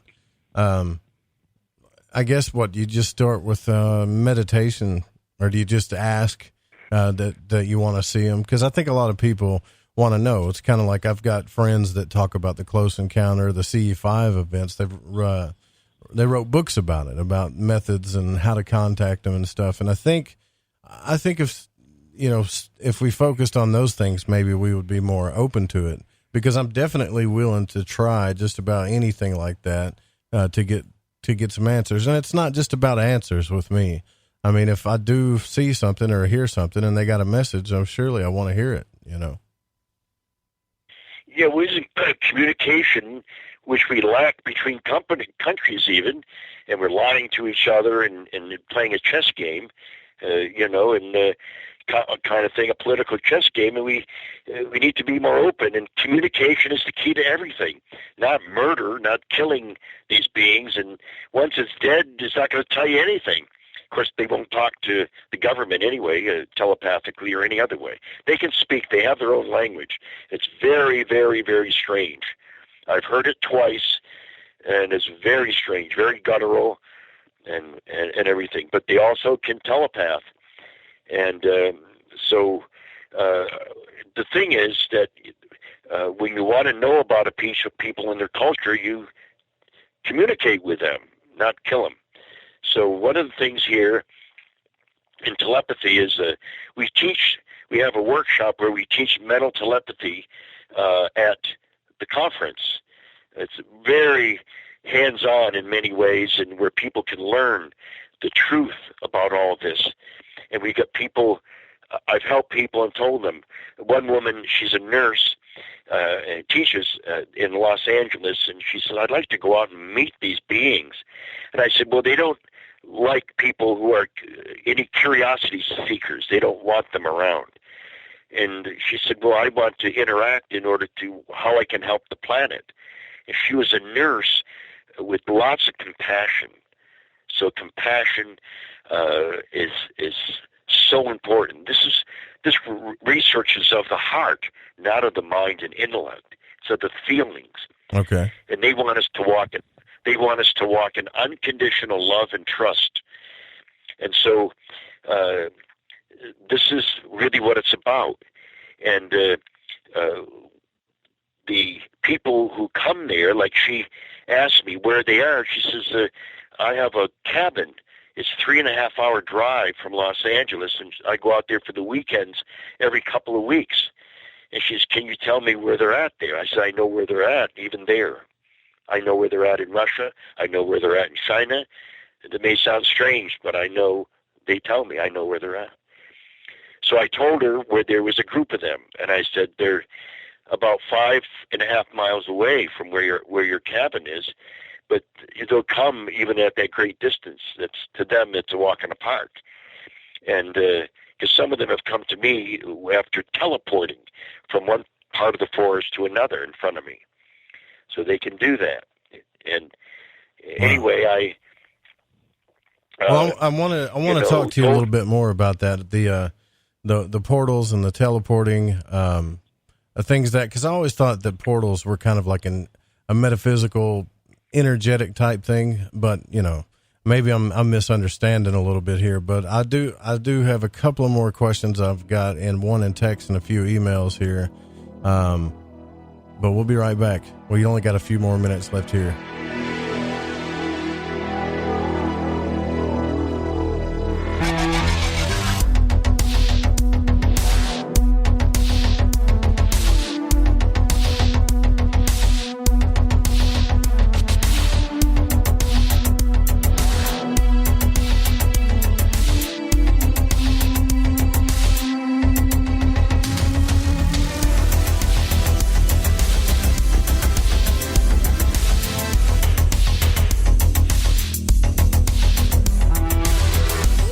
Music app? Yeah, check it out. Surfer Music Discovery. It links to thousands of online stations, but the twist is you see the song names and artists that are now playing live. That's different. No guessing. Looks like a waterfall of music. So many formats. Rock, oldies, country, R&B, jazz, and a whole lot more. How's that spelled? Surfer. S-U-R-F-R. Is it expensive? It's free. No need to sign up or sign in. Get the Surfer Music app free from Google Play or the App Store. Hey, Fringe FM listeners, did you know that when you're on the road with limited data or no Wi-Fi available, you can still listen to every minute of the Fringe FM by calling 701-719-3971. No smartphone, app, or internet needed. Saves your data plan and no extra cost if you have unlimited minutes. Call 701-719-3971. That's 701-719-3971. Listen to the Fringe FM on any phone, anytime, anywhere. Hello, this is Vance Nesbitt. Take the time to expand your mind by listening to Lighting the Void with Joe Roop right here on the Fringe FM. Do you want to know the truth? Are UFOs real? Are aliens visiting Earth? Are governments around the world hiding the biggest secret in history? We're UFO Seekers, official partner of the Fringe FM, and we're on a hunt for the truth. Join us as we investigate locations like Area 51 by subscribing on YouTube at youtube.com/UFO Seekers. The Fringe FM isn't just a radio station. We also provide services for all your audio production needs. If you are interested in live radio or pre-recorded podcasts, we're here to help. We even do audio enhancements and voiceovers if needed. If you want to do a podcast or live radio show, and even want the option to syndicate on terrestrial radio, from simple audio file enhancement to live production and call screening, we have you covered. We have worked with some of the best professionals in the business in order to provide coaching instruction for content creation, show structure, and more. Contact The Fringe Digital Media for more at info@thefringe.fm. That's info@thefringe.fm. Or call 501-777-5631 for a consultation. Did you know that qualified patients can access medical cannabis in all 50 states? Cannasense is a medical cannabis collective that helps patients in all 50 states gain access to cannabis medication. Cannasense does this with a streamlined process and strict compliance with the Compassionate Use Act of 1996, the Affordable Care Act, and the U.S. Constitution. It is important for each patient to understand the legalities involved, the costs, and the benefits of cannabis medication. Through truth, legalization, and education, the medical benefits of cannabis will supplant recreational perceptions, and the real vision for change will be realized. Let the people and their personal doctors take control of their medical cannabis decisions before the greed of big business takes over. The tipping point for change is today, and Cannasense is ready to lead the charge and enable legal access for all qualified patients to medical cannabis through its proven system. For more information, go to thefringe.fm/care or click the banner on the website today. Hi, this is Aaron Hunter, host of Real Paranormal Activity, the podcast, and you're listening to The Fringe FM.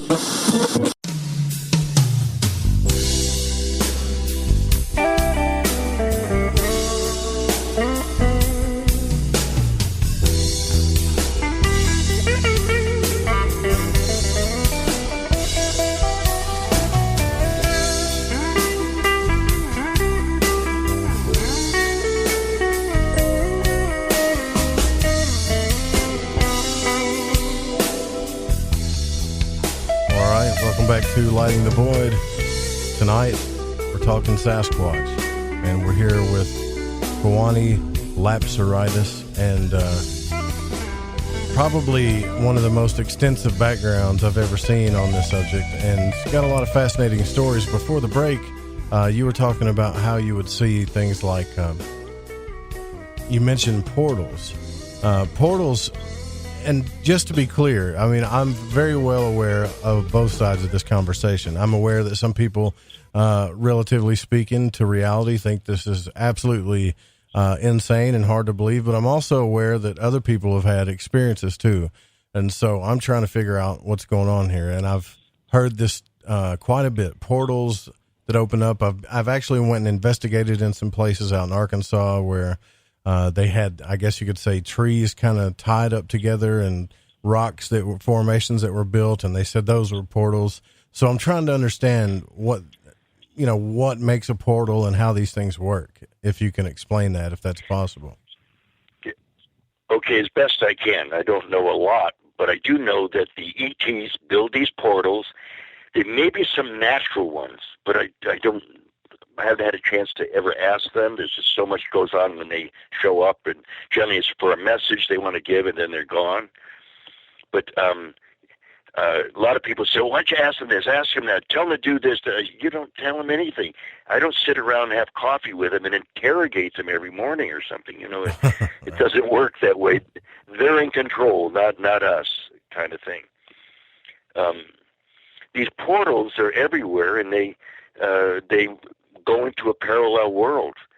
And everywhere I go, when I was living in town even, in the backyard, they told me, we're coming in on a ship tonight, and by 2 o'clock in the morning, we're going to land in your backyard and build this portal. And so they did, and it's interesting because we're at the edge of town, but still in town. And then, a few months later, somebody reported that they looked out the window 1 o'clock one night, and there was a Sasquatch walking down the street, and then it stood there looking around. That was about 12 feet tall. And people said, oh, no, that can't be true because they only, if they exist at all, they're in the wilderness. Well, they came through the portal and decided to go for a walk, so, even in town at night. So people don't understand how they can do that. And but they have the spiritual nature. They're that evolved. And they want us to become more evolved as well. I'm going to just say that there's a Zen monk once said, and I quote, all life in nature has a spiritual dimension and is sacred. When we honor other creatures as we do ourselves, we all evolve another step, end quote. So people think you must evolve physically. That's the only way that things evolve.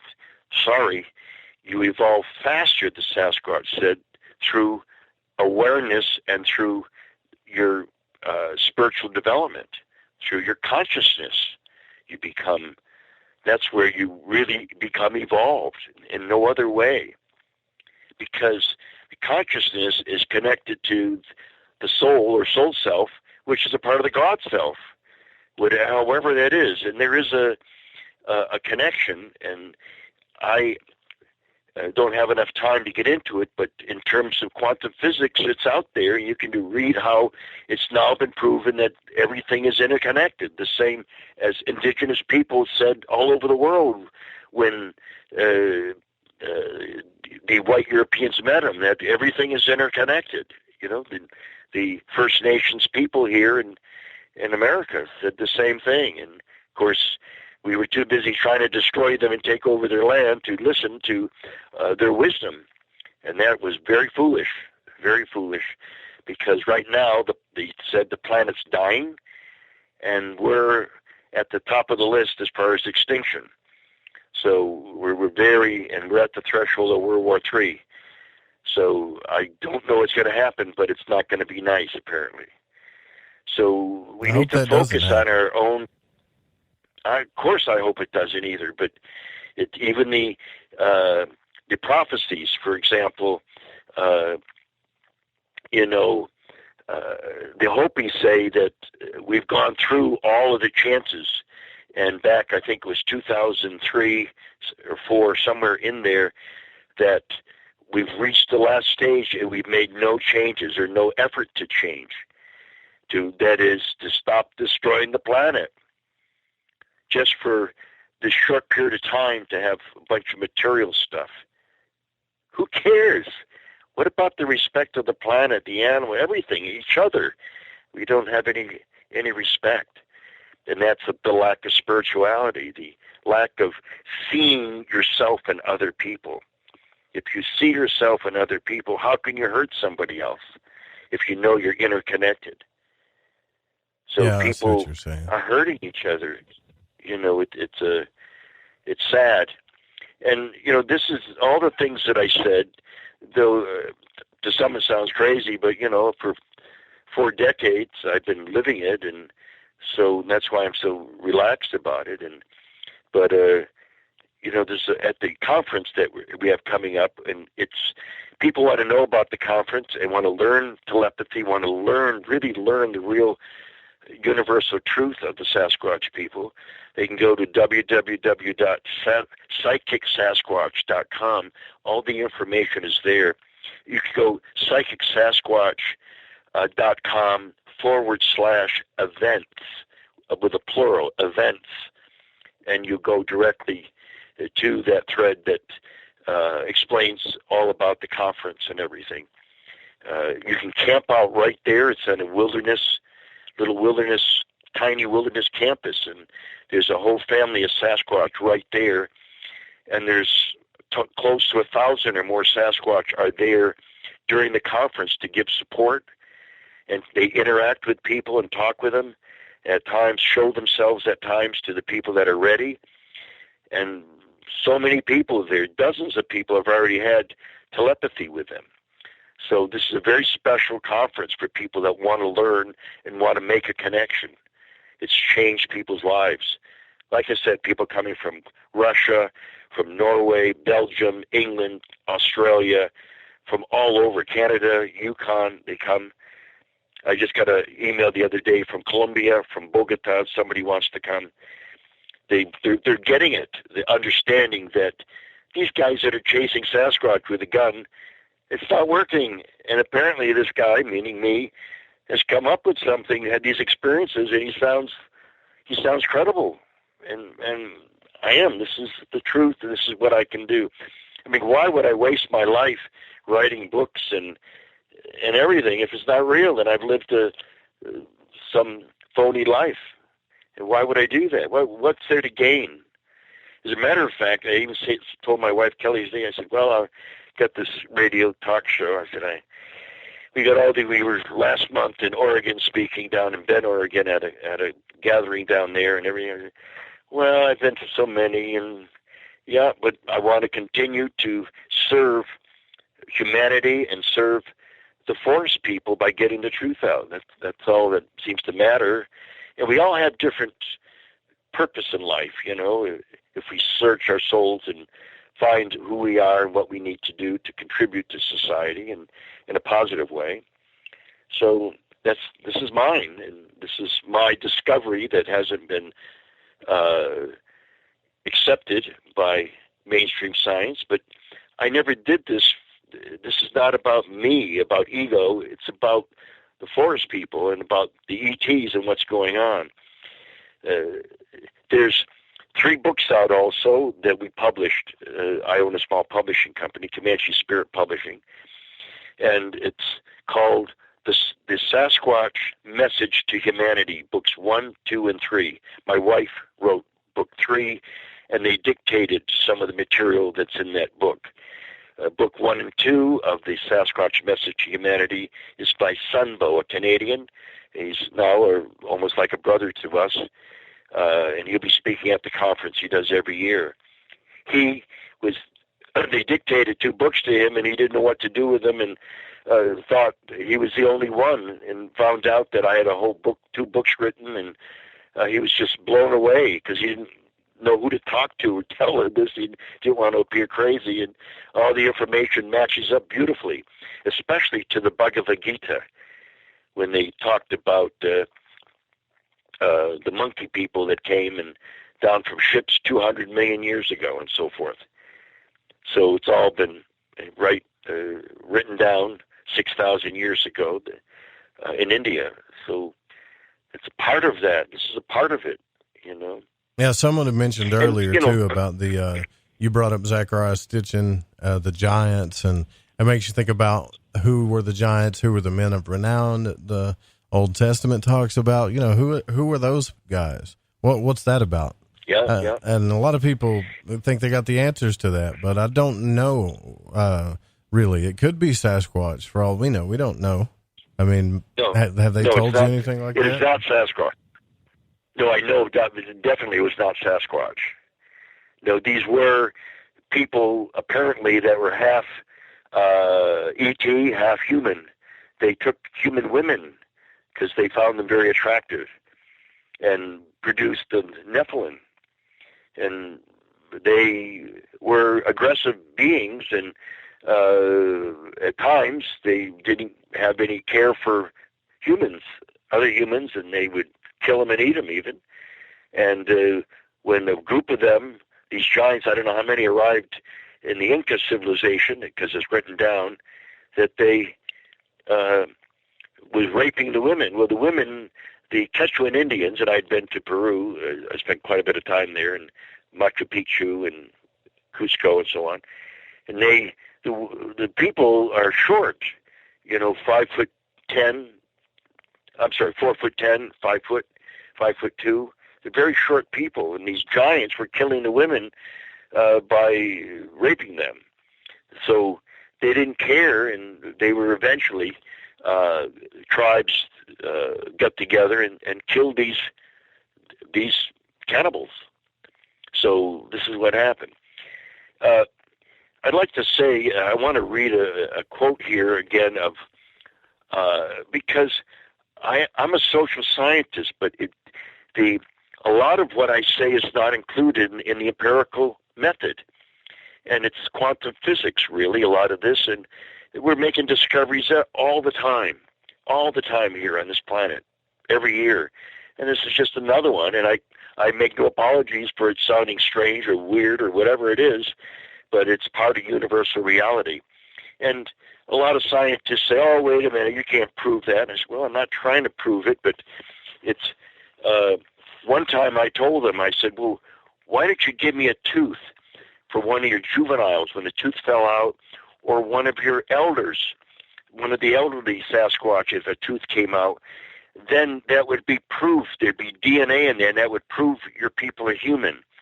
And I expected him to say, my God, that's brilliant. We can do that. You know, I thought that was quite a revelation, so people wouldn't have to kill them. And he said to me, little brother, he said, I know that you are not like the other researchers, that you have an open heart. That is not the direction we wish to go. This conversation has now ended. He said it casually. It was not, but it was letting me know, don't waste my time trying to convince me of anything, because we've already discussed this in council with the elders, and we're not interested.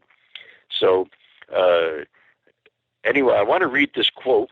Sure. And for those people that wondering why I'm not trying to prove anything, because if any proof is to come, it'll come from the Sasquatch people themselves, or from a person leaving camera and guns at home, letting go of his or her negativity, and learning telepathy and going out alone with no fear, just unconditional love and trust.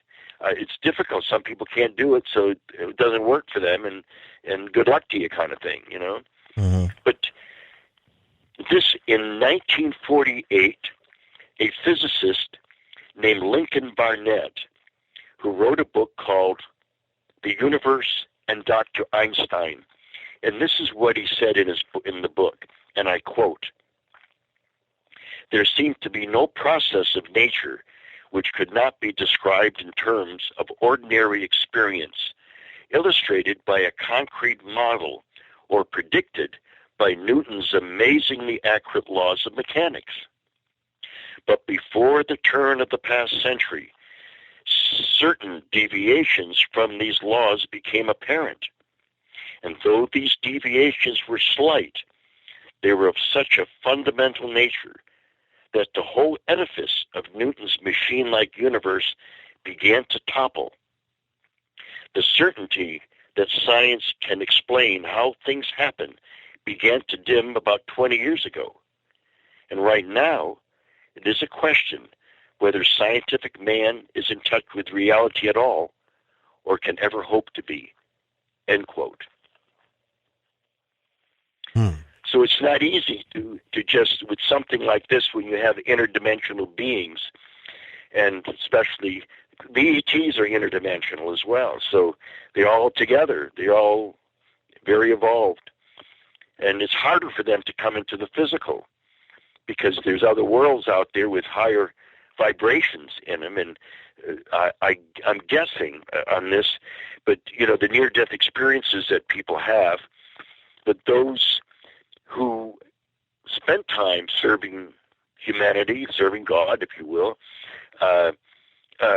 leave and cross over with a higher vibration, and therefore are closer to the Godhead, something like that.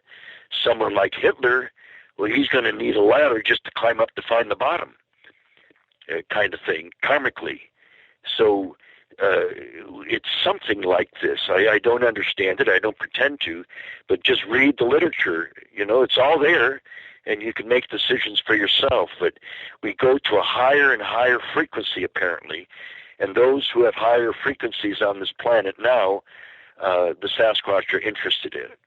And some of the people, they said, souls are that of ETs that are in human form, and also Sasquatch, also ancient ones, the ones with a human face, are souls that are in the human body. And those are the ones that are speaking out and forcing people ahead to think into the real reality, and not this false capitalism, and just be placated by materialism all the time, and by football and basketball and all these other things that really don't mean a lot in the very end of our lives. So they want to make us more aware, more open, expand our consciousness. That's really what they want. Well, I'm very glad that I got to talk to you about this, because it doesn't, most of my friends know me pretty well. They know that I ask questions about these things a lot. without all the infighting and all the stuff, I just want to know. That's it. And I know you said, you brought up a good point earlier. Well, that could be the problem. You're coming from a strictly intellectual type thing. You need to open up your spirit and your heart. I feel like I got a good heart, but sometimes I get a little angry. But maybe it's not. Maybe it's just not quite ready to see that or have that experience yet. Maybe it's just kind of like how Robert Monroe could just leave his body on and go to distant realms where others have to try their whole lives to even have an experience like that. Maybe one time. Yeah. Well, after they first came to me, this first experience I told you about, Wisconsin, where I wasn't going to tell anybody. Well, I started also leaving my body, and I started to hear people. I was in an apartment on the second floor, and I could hear people, hear their minds thinking, walking by in the street. And I wasn't in I was in an area where there was a lot of apartments and stuff. So it opened me up. It opened up my kundalini, I guess, into a spiritual realm, and with a higher vibrational frequency. I that's all I understand. I mean, this is not an ego thing. It's the best I understand to share with yourself and your listeners that I understand. Yeah, I totally some of it, understand. We're not meant to understand everything, apparently, and I guess when I cross over, I'll find out. Is Elvis still alive or not? Well, there's a lot of people that say that he's alive right here in Benton, Arkansas. I've tried to go down and visit the guy, but he swears he's not Elvis. But man, when you hear him sing, he sounds just like him, and he kind of looks like him too. But I don't know about all that. Some people think Michael Jackson's still alive. I don't know. But look, I do appreciate you coming on the program. It's been really fascinating conversation learning about this. I'm trying to learn more about Bigfoot and Sasquatch, and I did find out that I knew there was a few people that hunted Bigfoot. I just didn't know there was that many people that did that. There was a whole clique of them. That's crazy to me. They'll deny it. Yeah, they won't discuss it because no, I don't do that. One man told this woman and her husband, and so they let him on the property, and then she went to bring him a cup of coffee the next morning, and he had all these guns laid out in his truck and stuff, and she kicked him off the property. So this is one of the main researchers. So anyway, they do that, and I don't, and that's good luck to them, and I hope they can wake up and understand that there's more to life than a dead Sasquatch. Well, thanks for coming on. I appreciate it. Go ahead. What were you saying? And as they say in Star Wars, may the Sasquatch be with you. Right on. Yeah. Thanks for coming on. And everybody go check out the website, SasquatchPeople.com, also PsychicSasquatch.com. And can you give the dates for that conference one more time, please? Yes. It's PsychicSasquatch.com/events. It's August 30th, 31st, and September 1st of this year, 50 miles north of Spokane, Washington, and it'll change your life. And thank you, Joe, for having me on, and I wish all your listeners the very, very best. You're very welcome. Thank you. All right, guys, we'll be right back. One more segment to go, and after this, stay tuned for the Secret Teachings with Brian Gables coming up. Stay with us.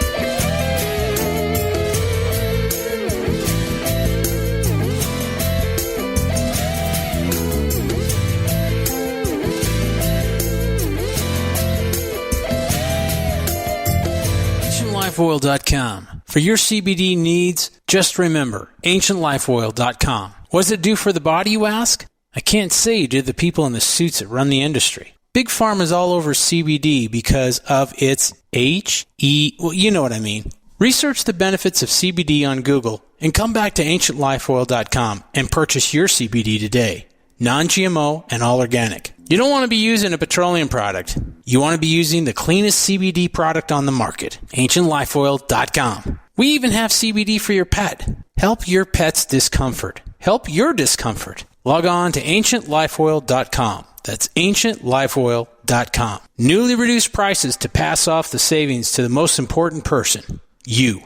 AncientLifeOil.com. And one more thing. We have topicals too. So if you have joint pain and some different issues that are going on in your body, you might want to use a topical. Think about it. AncientLifeOil.com.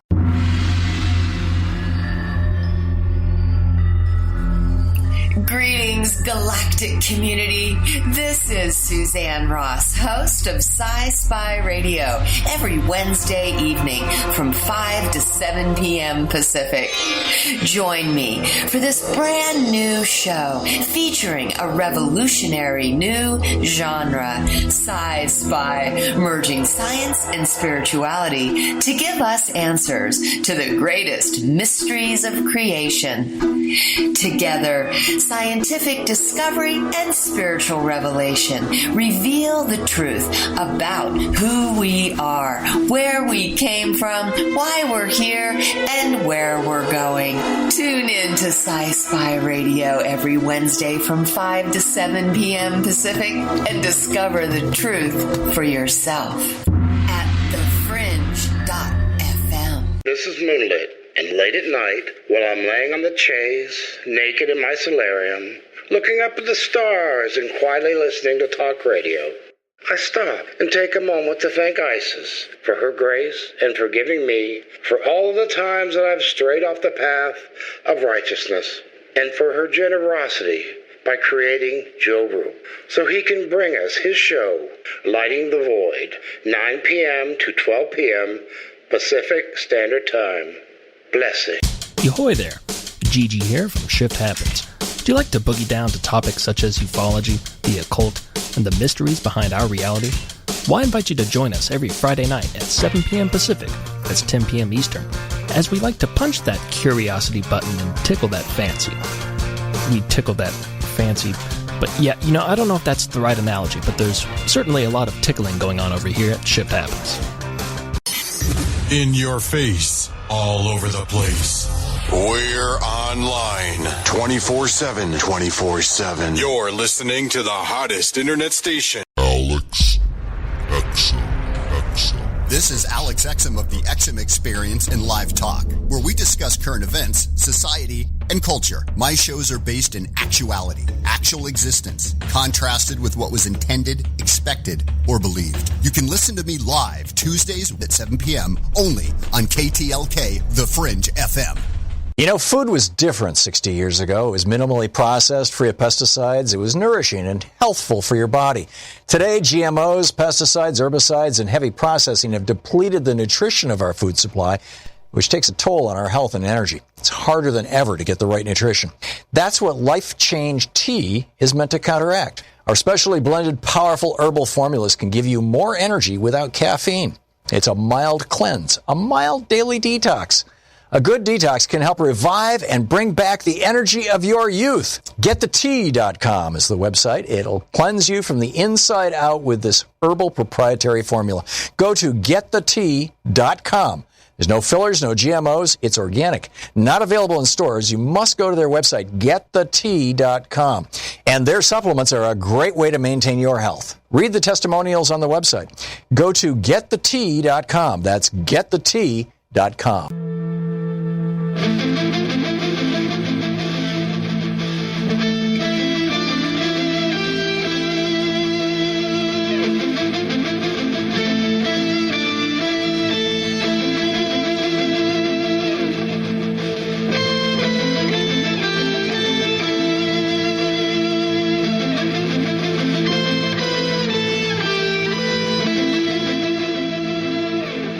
Well, that was a fascinating discussion I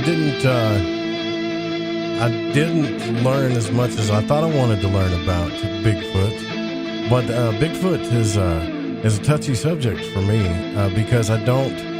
Well, to be honest with you, and I mentioned this to him earlier, I think of the reason why a lot of people just point their finger and say, "Well, that's crazy" or whatever. They don't even look into the Bigfoot thing as much as UFOs, is because people aren't.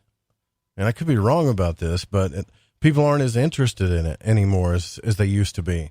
From my experience, everybody's on top of this disclosure and alien and UFO deal, and that's what everybody's wanting to talk about. But every time you talk to somebody about Bigfoot, they say it's interrelated.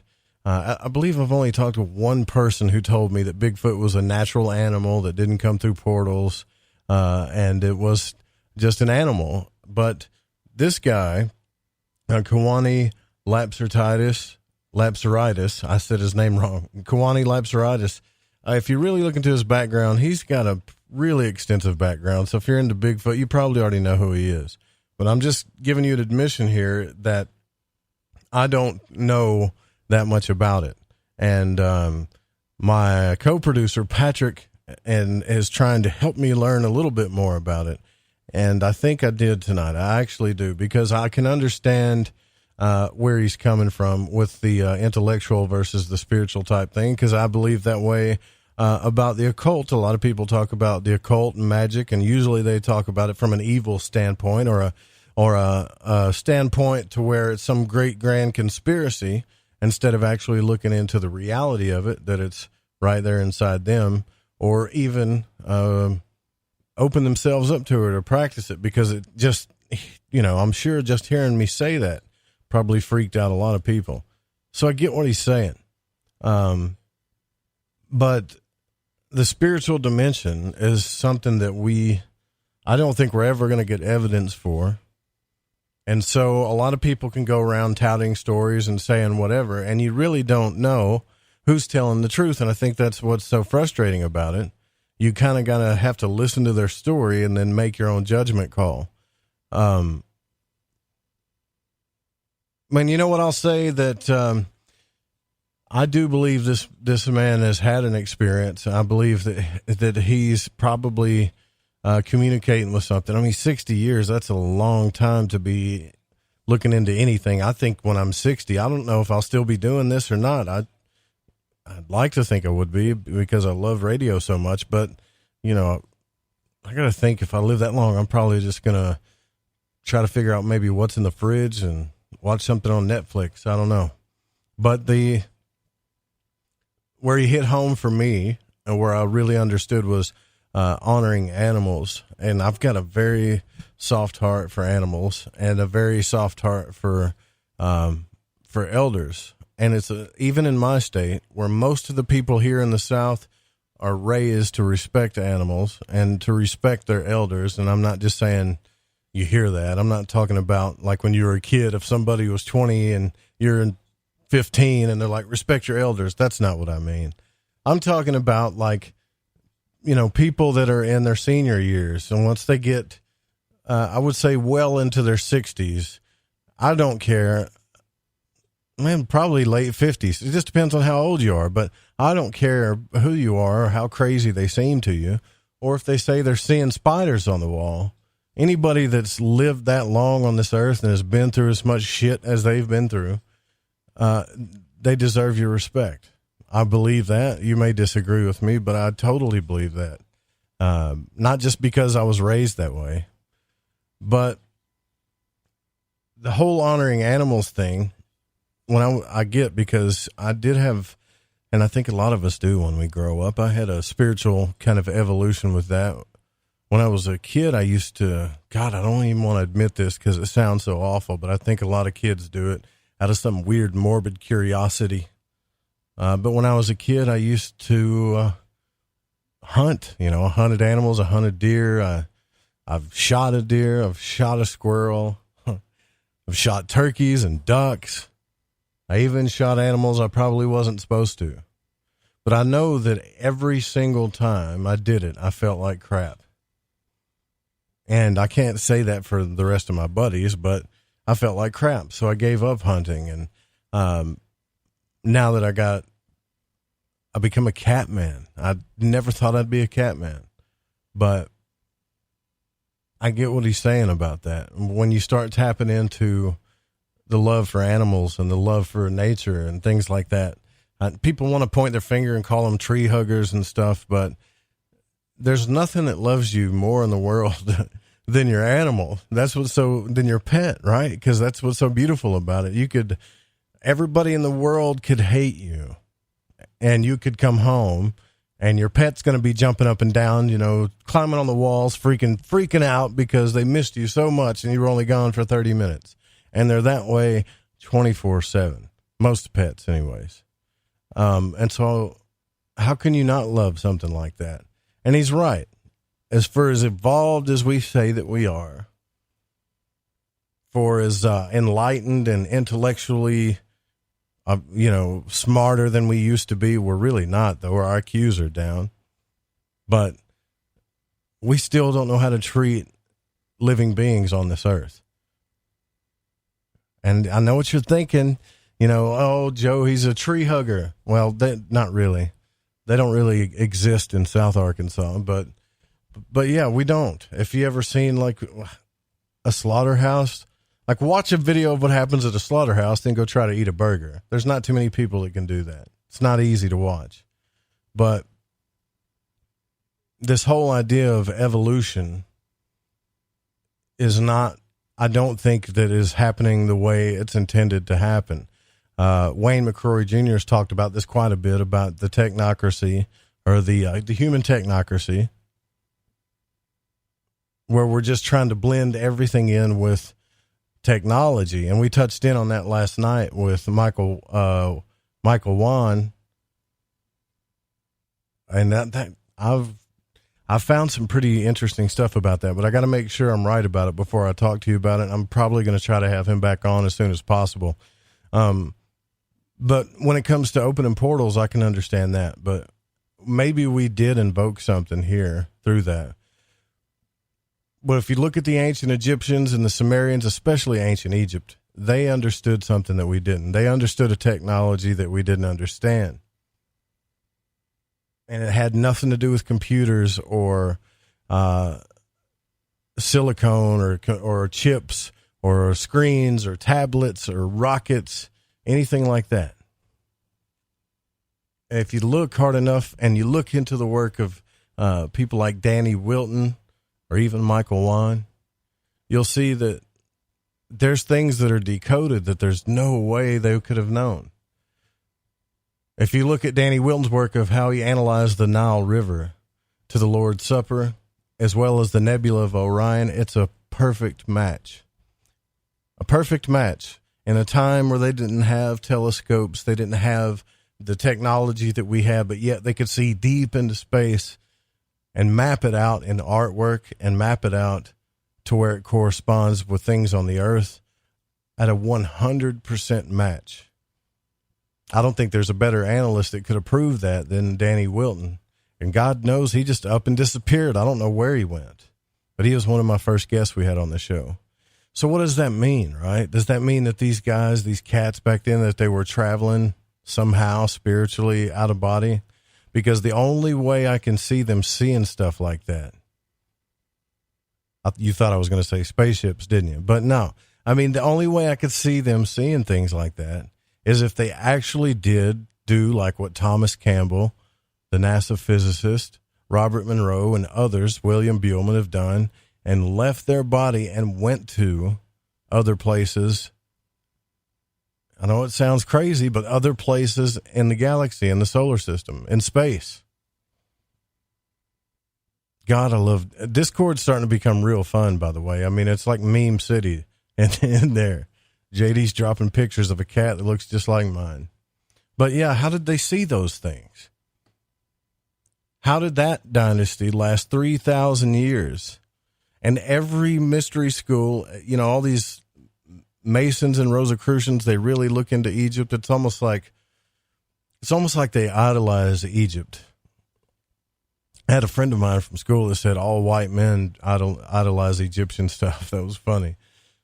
But no, it's like we idolize everything about it.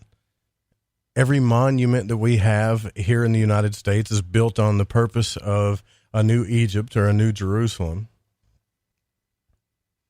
And what Michael Wan was talking about last night is an actual spiritual technology called alchemy, which has to do with energy and transformation, that I really believe with my whole heart at this point that we have been steered away from learning about it. Even in things like, and I know some of you are not going to agree with me on this for sure, but even in things like Carl Jung and his version of alchemy, we've been 100% steered away from understanding that energetic evolution. But instead, we've been taught to focus on technological evolution, material evolution. And we damn sure aren't focused on spiritual evolution, because I don't even think we know what that is. You know, I heard him bring up earlier that I'm not religious, I'm spiritual. Well, I left the religious community and came to this spiritual community to find solace, to find fellowship, to find people that were open-minded, that could think farther beyond than dogma and materialism. And you do for a little while, but you realize that some of these people still have their own dogmas and their own beliefs. Some of these people still have their own hang-ups. And yes, I'll say it, even though I'm trying to be nice about it, Bigfoot is a part of it. Like there's a kind of a religion around Bigfoot. There's kind of a religion around the Ascension Bigfoot ET thing. You know what I'm talking about. I'm not saying that it's not true. I'm not saying there's nothing to it. But to say things like that, you know, I'm not religious, I'm spiritual. I think he actually probably is spiritual. I mean, the guy's got a 9-year-old kid and he's in his 70s and he's constantly out in the wilderness and he's searching and seeking. But I don't think we know what that means. And I think maybe the people that do know what that means for real could be like him, could be like Kewaunee. And once you finally get to that point, you're so misunderstood that most people are going to call you a kook, a fraud, a phony, some guy that's out there. And I've got my questions too. It's like the one thing that trips me up about this, all of this, the alien thing, the CE5 book. I've got the book. I tried it. I haven't met any aliens yet. I haven't used magic to meet aliens yet. That freaks me out too much. But I hear these people talking about stuff coming through portals. So, and that kind of threw me off a little bit. But I didn't ask him, so it's not really fair. He can't really defend on what he said. But, you know, beings that come through portals in people's backyards just so they can help us write articles and books to deliver to deliver a message. When someone like, I totally get Jackie's question, like why don't they just come out and say what they need to say, and then whoever accepts the message accepts it?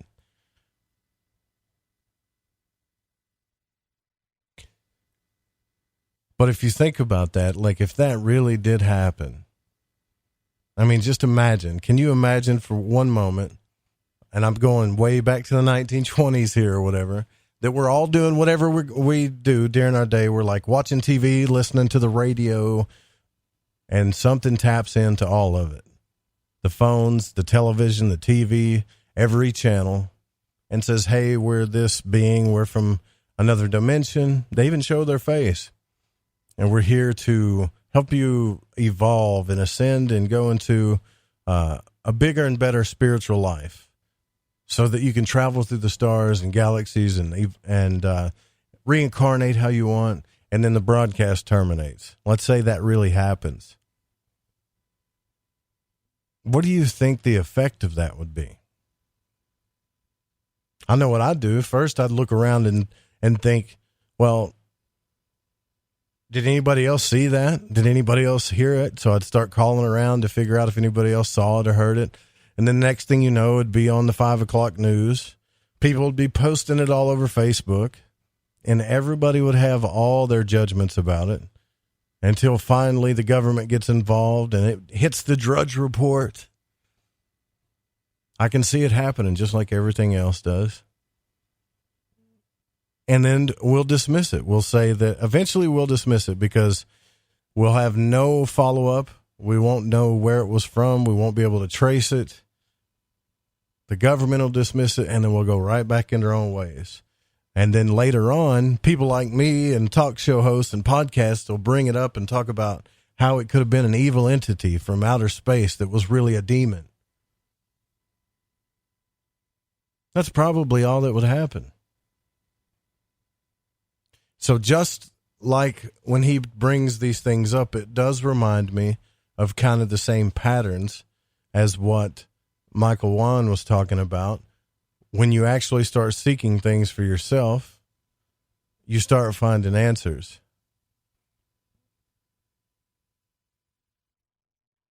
Now, I've went out in the woods and I've meditated.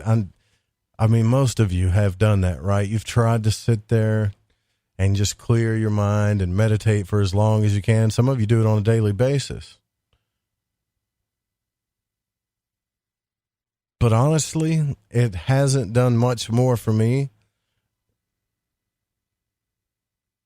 than what Eckhart Tolle says it's supposed to do. It's a fundamental thing. I think we should all do it. But it hasn't launched me into another dimension. I haven't felt more love, or I've definitely felt more awareness. So what am I supposed to do? Am I supposed to make myself... I love all of the animals. I love my family. I love my friends. I love people.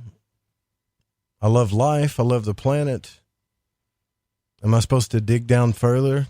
Is that what I'm supposed to do so I can communicate with these people? Do I have to make sure that I'm not stepping on ants? And I'm not just trying to be sarcastic. I mean, what do I have to do? Do I have to dodge every frog that jumps out in front of my truck?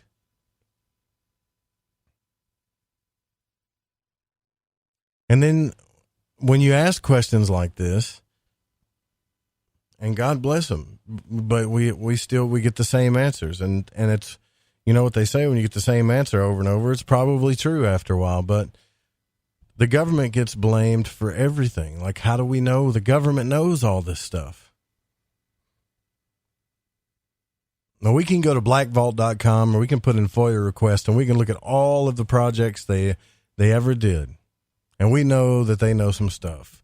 And we've got some hints that they're way ahead in technology, for sure. For sure.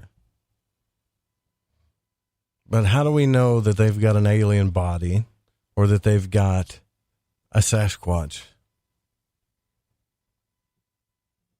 I don't think we do. JD's dropping memes like crazy in there. Yeah, that is what my cat looks, a white cat with an orange tail. That's Leo. But we don't know. And God, I'm really going to piss some of you off when I say this, but I really do think that certain powers, like like John Brisson brought up, the Council for National Policy, we're talking about people, and I can't say this enough, that could pick up the phone and in the next 15 minutes change the market. That's how powerful some of these people are. That's how much money they got. That's how many ties they got into all these different companies. Even though it's illegal, you're not supposed to do that. You can't trade that way. They still do it. These people are the ones behind everything. They're the ones putting presidents in office. So the president is just the figurehead. I still see a lot of people talking about Trump and worshiping Trump and looking at him as their savior, Jesus, just like they did Obama, and fighting over this and that. But aren't the presidents, at least on the right, and you've got to be ignorant if you don't see this, but aren't they just getting a little bit more weird? They're getting dumber each time. And I don't mean dumber like, well, yeah, they're just getting dumber each time. I mean, you had Reagan, and then you went to Big Bush, who was the worst. Like, this guy's got his hands in everything when it comes to intelligence and oil. He had a brain, and then it just kind of went downhill from there. And so I think they put these guys up there so we focus on them, like our Savior or the Antichrist. That's what we do. We fight over this guy. He's either our Savior or he's the Antichrist. Depends on what side of the fence you're on. And then they put these Democrats in there, right? And they get in there and they seem a little bit more intelligent, a little bit wiser, but they want to give everything away and take everybody's money and socialize everything. So we fight over that. Meanwhile, these people are churning behind the scenes, right? So we're so far from evolution. I feel like every time I turn on my TV, every time I look at this stuff, every time I turn on talk radio, which God knows I love you guys that run talk radio, whether it's the internet or whatever, 90% of it's political talk radio. You really believe politics is the most important thing in your life. And what do you do if it's the most important thing in your life and it's where you spend all of your energy? What do you do with it? What do you do about it? A very small majority of you do anything at all besides bitch or whinge or complain. Then some of you, a very small majority of you, will go down and vote. You'll actually use the system that was designed, but it's not enough. And then a very small portion of that might actually write letters to their congressman, stuff like that. But for the most part, you and I know it's just a facade. The system is broken, but it's only broken because we gave up on it as a people. We gave up on it as a people the second Kennedy got shot.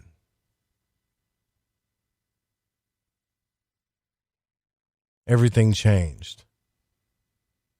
We don't believe in anything anymore because all of our hope went down the tubes after that. They put hope in Clinton. He was supposed to be the big hope guy. That's the left's movement. Hope and change. Hope and change for what? 4 years or 8? All depends on how much money we spend, right?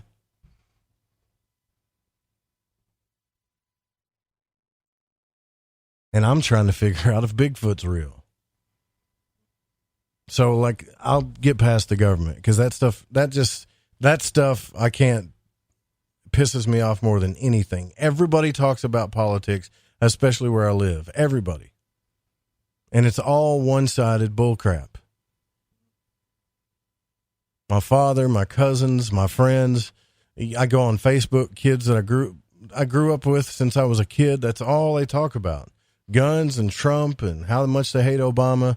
And there's a few people that stand up to him and then they just give up. And that's what you see. You see it on social media. You see it when you meet them in the street. If you have a conversation longer than 10 minutes, they start pushing their political agenda in. And I'm trying to tell them that the government's admitting that there's UFOs in the air, that there's stuff in this world that's not from this world, and they're out talking about it. At least that's what they're saying, what should be the biggest story. But we're worshiping political idols so much that we can't see the forest for the trees.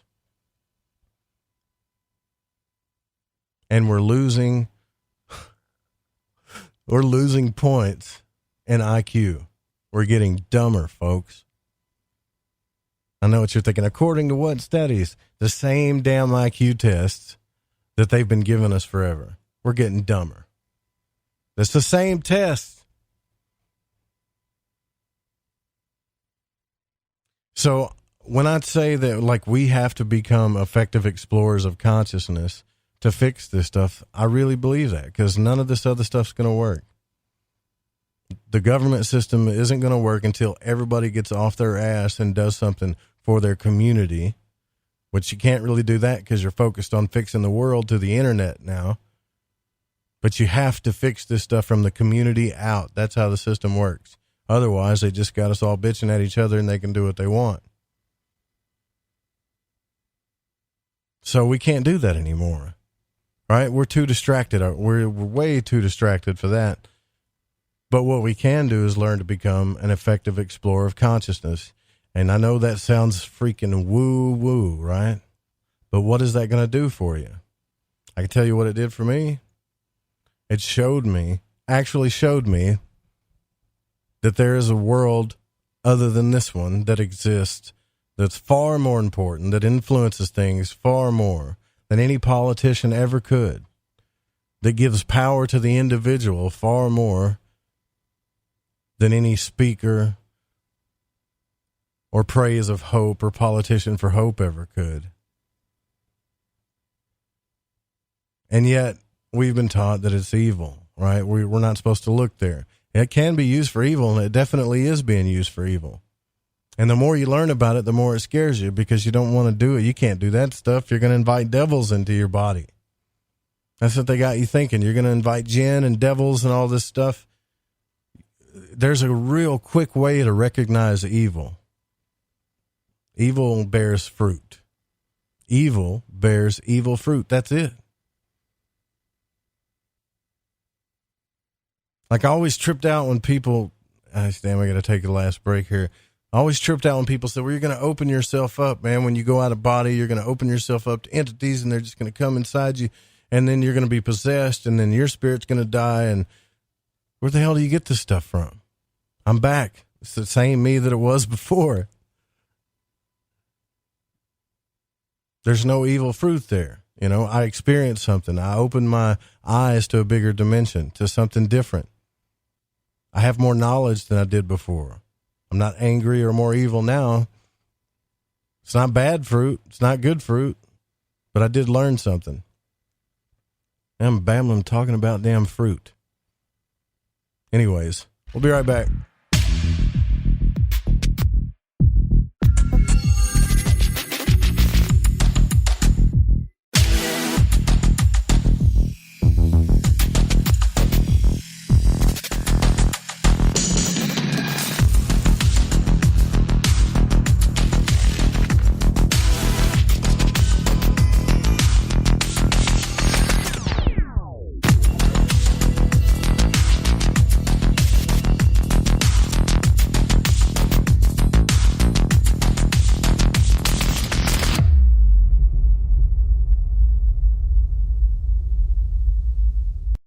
This is Corbin, son of the one and only Joe Roop, and you're listening to The Fringe FM. Hola, Fringe listeners. This is Dave Cruz of Beyond the Strange, and you're listening to The Fringe FM. So, have you heard of heavy metals? I'm not talking about the heavy metals in the junkyard. I'm talking about the heavy metals that build up in your body. Heavy metals in your body can make you feel sluggish, fatigued, and just plain off. Why not try Life Change Tea at getthetea.com? Cleansing your body and making you feel great. No, not cleansing the outside of your body, but cleansing the inside of your body of intruders that sneak their way into you and set up an intruder camp. Life Change Tea helps remove unwanted intruder camps. Brew it, steep it, and drink in the results. Tastes great, so you can create a new health habit. Our tea loves to help people. It just needs the chance. So order yours today by logging on to getthetea.com. That's getthetea.com. Our Life Change Super Strength Tea is waiting. This could be a beautiful relationship. Take charge of your health. Order at getthetea.com. That's getthetea.com. Alex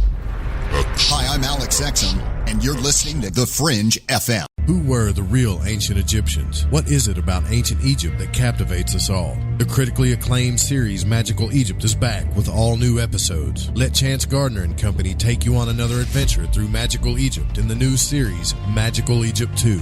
Magical Egypt 2 attempts a forensic reconstruction of the science of the ancients through a study of ancient aesthetics. Also, the best researchers and authors in the field like John Anthony West, Graham Hancock, Laird Scranton, Robert Duval, Lon Maladuquette, Aaron Cheek, and more join together to explore the topics of the esoteric and the hidden messages of the ancient Egyptians. Just go to magicalegypt.com right now and put in the code word FRINGE and get 10% off any download or order, including the groundbreaking original Magical Egypt series, as well as the new episodes in Magical Egypt 2.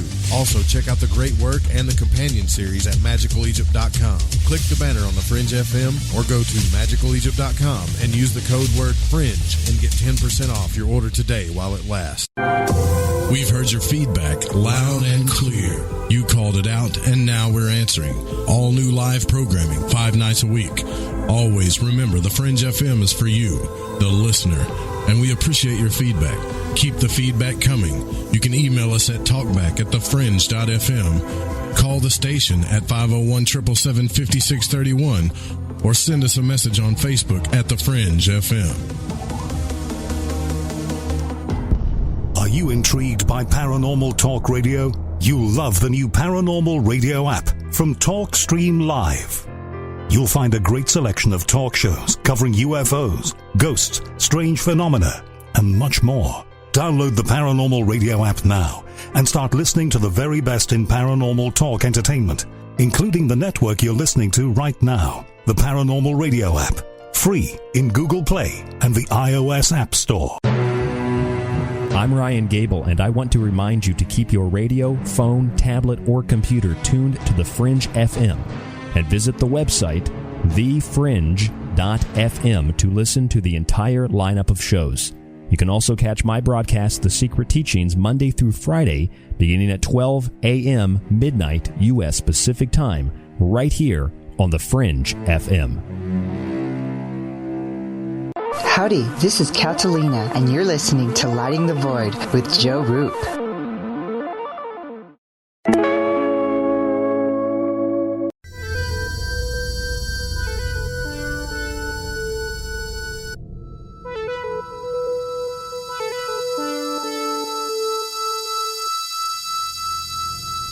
To call Joe, pick up the phone, dial 1-800-588-0335, toll free from the United States or Canada.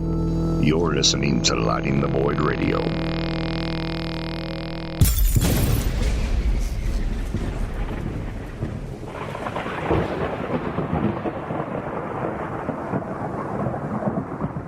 Well, it's no wonder no one calls. I don't plug the phone. I don't plug the phone number enough, man.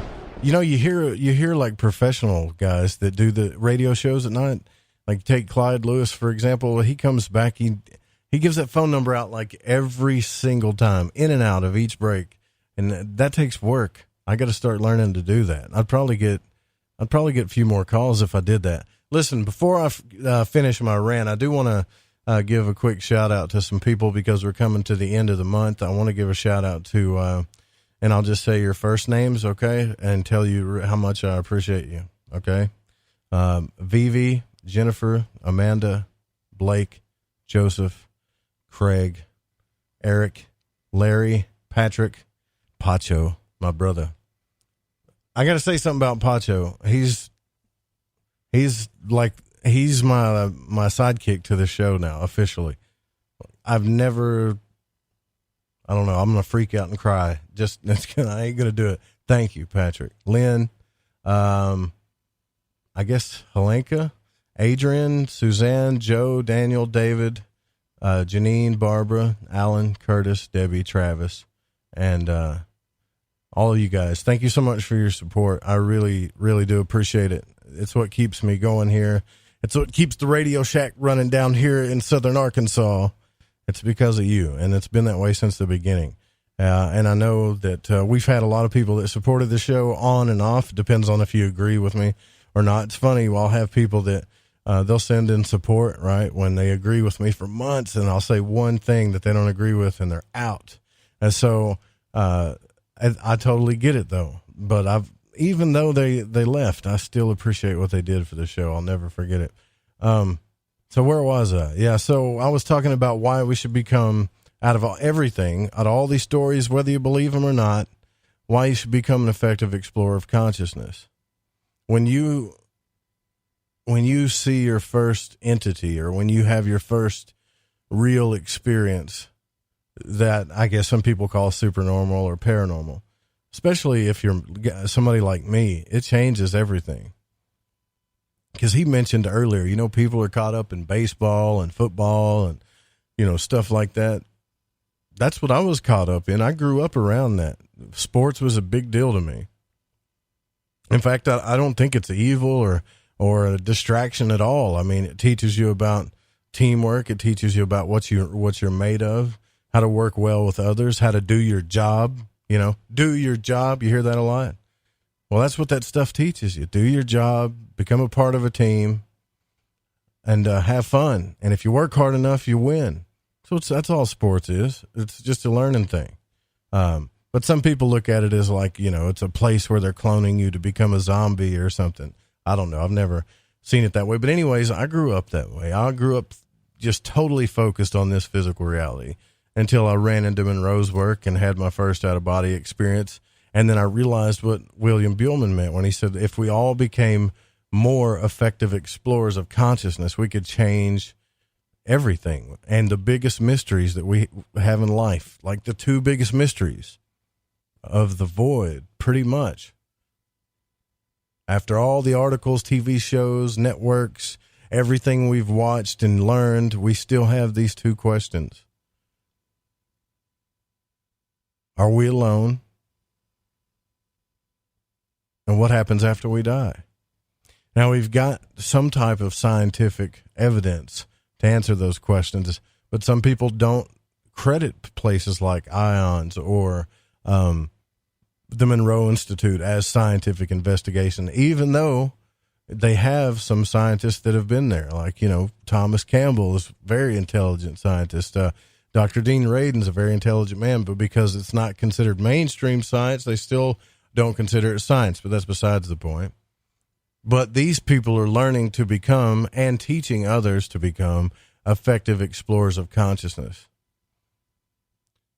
And whether you like it or not, magic and the occult and mysticism and the people that taught those things are also teaching you to become effective explorers of consciousness. And whether you like it or not, Aleister Crowley and people that are evil, right? Quote, evil, like Dr. Evil,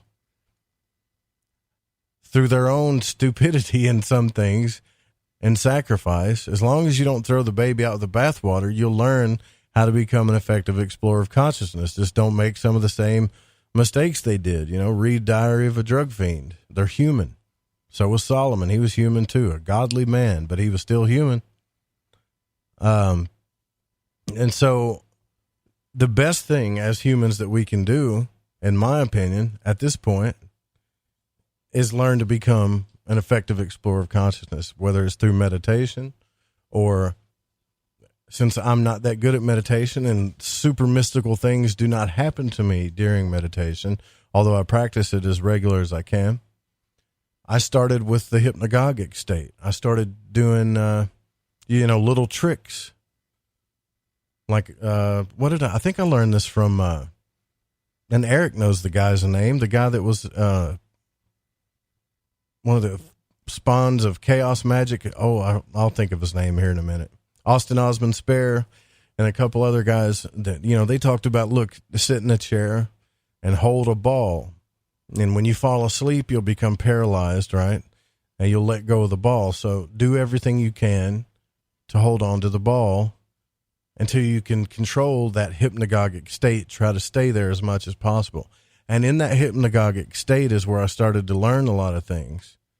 Now, some people do this through meditation because they don't like messing with their sleep cycles or sleep paralysis, and hypnagogia kind of scares them because a lot of entities come out when you do that kind of stuff. But that's when I learned there was something more to it. That phase between in the physical body and to where we're about to start dreaming, there's another phase in between that you can slip through. Takes practice. If we can do that, then what else can we do? And I know what some of you are thinking already. Well, if we can do that, then the government surely knows about it. I'll say it again. Read Robert Monroe's books on that one. It was really cool to see his face too, and the Third Eye Spies documentary. I know people like me and Eric and others that really know about Monroe. When that documentary was out and I saw his face there when they were doing those experiments, I saw him sitting on the couch, talking to like Ingo Swann and all these people, you know, I knew, and he didn't write about that in the books too much, I don't think. But I knew that there was something going on. So even the government is smart enough to try to figure out how to be a better effective explorer of consciousness, because they are influencing us in very stupid psychological subconscious ways, what a lot of people call magic. But there are hyper sigils out there, and they're in movies, and they're in music, and they're in comic books. They're all around you. But you won't learn these things until you become an effective explorer. Like you can learn intellectually about them, right? You can learn what a sigil is and what a hyper sigil is and how it affects you subconsciously and how it manifests into this physical realm. But what you need to learn is the fundamentals of how it works first, and how do you use it to fight back so that you don't become a victim of it. And you'll start to pay attention to what you put in your subconscious, which is, I think, the next lesson for me, and which is a super hard lesson. It's a very hard thing to protect your subconscious. It's one thing to try not to think about certain things and not let your mind slip into depression or super negativity or paranoia. A little paranoia is not bad for you, by the way. Oh, real quick too, I want to mention Ron Patton, Olav Phillips. They will be broadcasting for the first time Thursday night at 8 Pacific, the Paranoia podcast from Paranoia Magazine. Ron Patton is Clyde Lewis's producer. I think most of you know him. So we got a pretty stellar week lined up, right? We got JD coming on after Suzanne tomorrow night. Fantastic show. A very important show for those of you, especially that do not believe evil exists. I think you need to listen to it. Surviving the System comes on Thursday again, and then the Paranoia podcast, and then Stephen Cambion's going to do another round this weekend. Plus, we got our regular shows, my show, John's show, Ryan's show. I'm stoked. Anyways.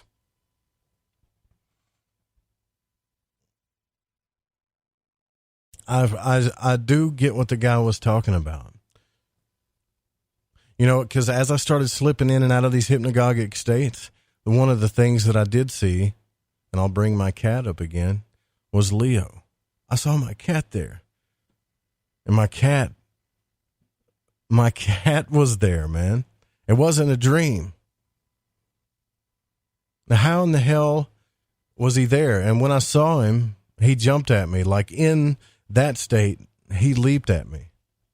And then when I came out of it, he was right there looking at me with this crazy, I'm talking about Jesus, a crazy look. And I knew right then and there that my cat's been slipping in and out of this state his whole life. That's not just a myth, man. It's not like it's real. It's not a myth. They do this stuff. Which even freaks me out even more because he's always staring up in the corner now. Like, you notice how cats, they'll look in the corner of the room because spirits like to hide in dirty places. Anyways, if I go there, I'll freak myself out. But if this cat can innately do these things, and he's so kind,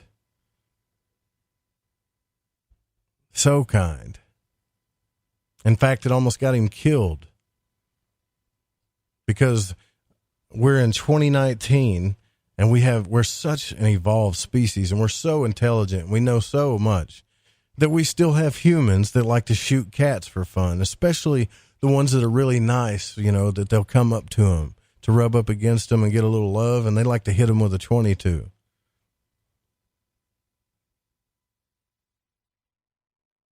When I know who you are, by the way.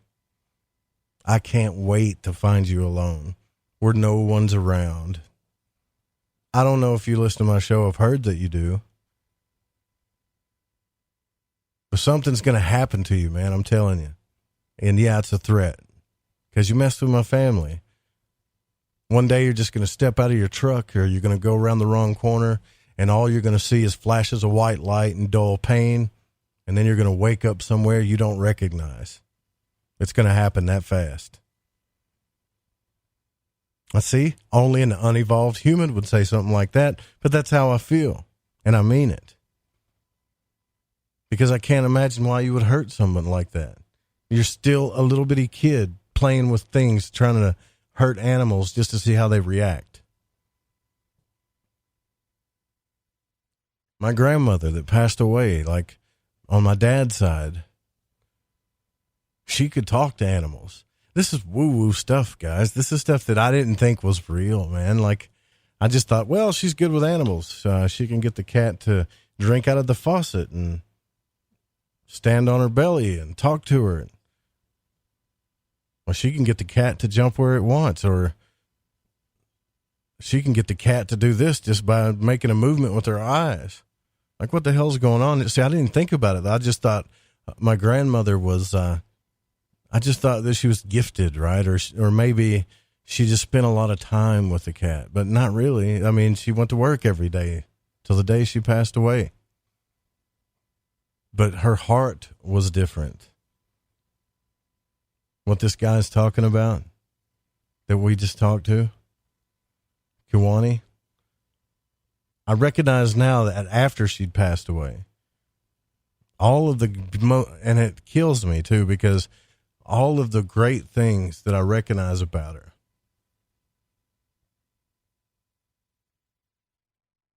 are after the fact.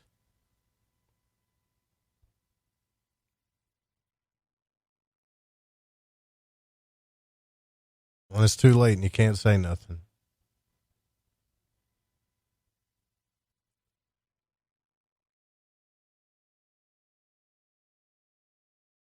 So it makes you think about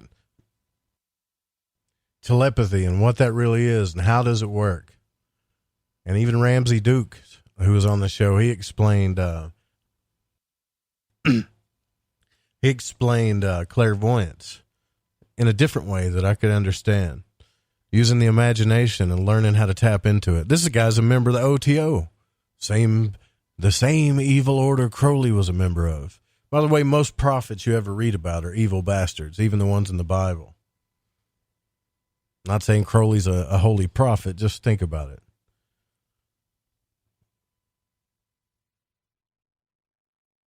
But this guy's been telling a story that nobody believes, that most of society doesn't believe, for 60 years. I mean, come on, man. Even if he's lying, you got to respect that, right? You can't even point at the guy. I can't call somebody like that a fraud in any kind of way. Maybe to you he is, but to me, he's somebody that believes in something, that has an experience, has had many of them probably, and believes in something. And is probably a better effective explorer of consciousness than most of us, whether it's real what he's saying or not. Most of us are fighting over, Trump and stuff. I don't want to go back down that road, but it's real when I like genuine people. If you've listened to this station, I love genuine people. I've got people that believe that there are blue aliens on this station. I've got people that believe they've talked to an intergalactic society. I've got other people that don't believe in any of it and think it's total BS. But you know what they all have in common is they're all telling me how they really feel, how they really think, and what they're passionate about, and the questions they want to know. And that's why I try to surround myself with these people. And the new people that are on the network are no different. They're the same. You can always tell a good manipulator, right? Because they're the ones that are trying to be liked by everybody. Everybody. They don't want to offend anybody. As long as they stay super positive, or they just say random things that don't make sense. They can't get into a deep conversation with you or disagree with you. Watch out. That's politics. That's what's wrong with the society.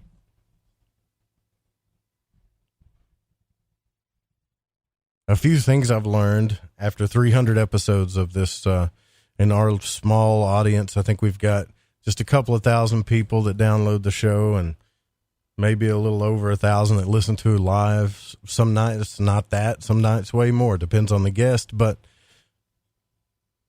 this is what gets me. This is my main question I was trying to ask him, but I didn't know how to word it, and I think I do now.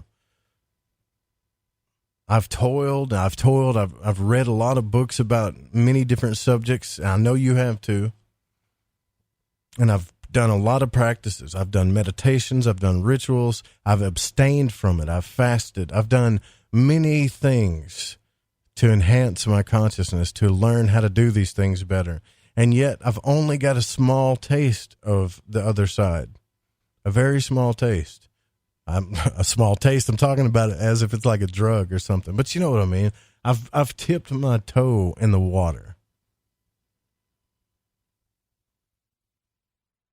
And so when somebody comes out and they say, like, they know they've got the whole plot as if it's a science fiction book from front to back, the ascension, the Sasquatch, the aliens, they've got the backstory, the history, they know all of it, the details. I could believe it more from a guy of his age, but there's people that aren't near his age that know everything about all this stuff. And I'm thinking, okay, maybe I'm just slow here, or maybe I'm not doing this stuff right. And I go back and check my work. Now I'm doing it right. That's what I was trying to ask him. What's the difference between people like me, and some of you are like that. I know I've talked to you before about it, that you've done all these things and you've just barely seen into the other side. Meanwhile, these other people, it's like they've got the answers to the galaxy, the universe, black holes, aliens, ascension, you name it. It's just too much. It's too much to take. So some of you are wondering about Ryan Gable's frustration. That's where it comes from. It's a valid frustration.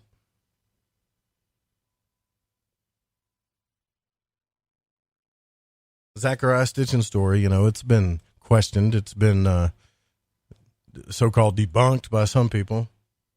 But all I'm trying to say is, look, a belief system is very powerful. And when people say that they're spiritual but not religious, you still need to put that to the test. I believe there are spiritual people. But there are people that say that are very religious, spiritual people. They have a certain set of beliefs that they'll go down in hell with. Not literally, but you know what I'm saying. But biogeometry, everything about that, higher frequencies, what he mentioned, that's what we should really be evolving into. And I want to do a show about that. I'm looking into some guests for it. This is what the Egyptians understood. They could raise monuments. It's kind of like feng shui. They could raise a whole city that was energetically synchronized into perfection. If we learn how to do that, we don't need to scrape planes to control the weather. We can just do it naturally, right? We don't need to put poison in the sky. But a lot of this has to do with the will. The one thing that, it's not my will, but God's will. That's something we're going to talk about next. I got to get out of here. Look, the Secret Teachings with Ryan Gable is coming up next. We'll be back tomorrow night.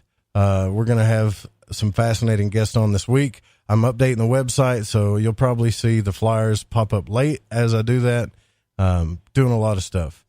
But don't forget, you can't copy this show, or at least rebroadcast it live without written permission. You can download it all you want. And music was by Chronox, main music by Chronox, Guitar Man by Bundy, other music was by Space Station and Radio of Aliens. And I want to thank Pacho, my co-producer, and Don, and Eric Markham, Jeremy Scott. We'll see you guys tomorrow night. You too, J.D. Lewis. Good night.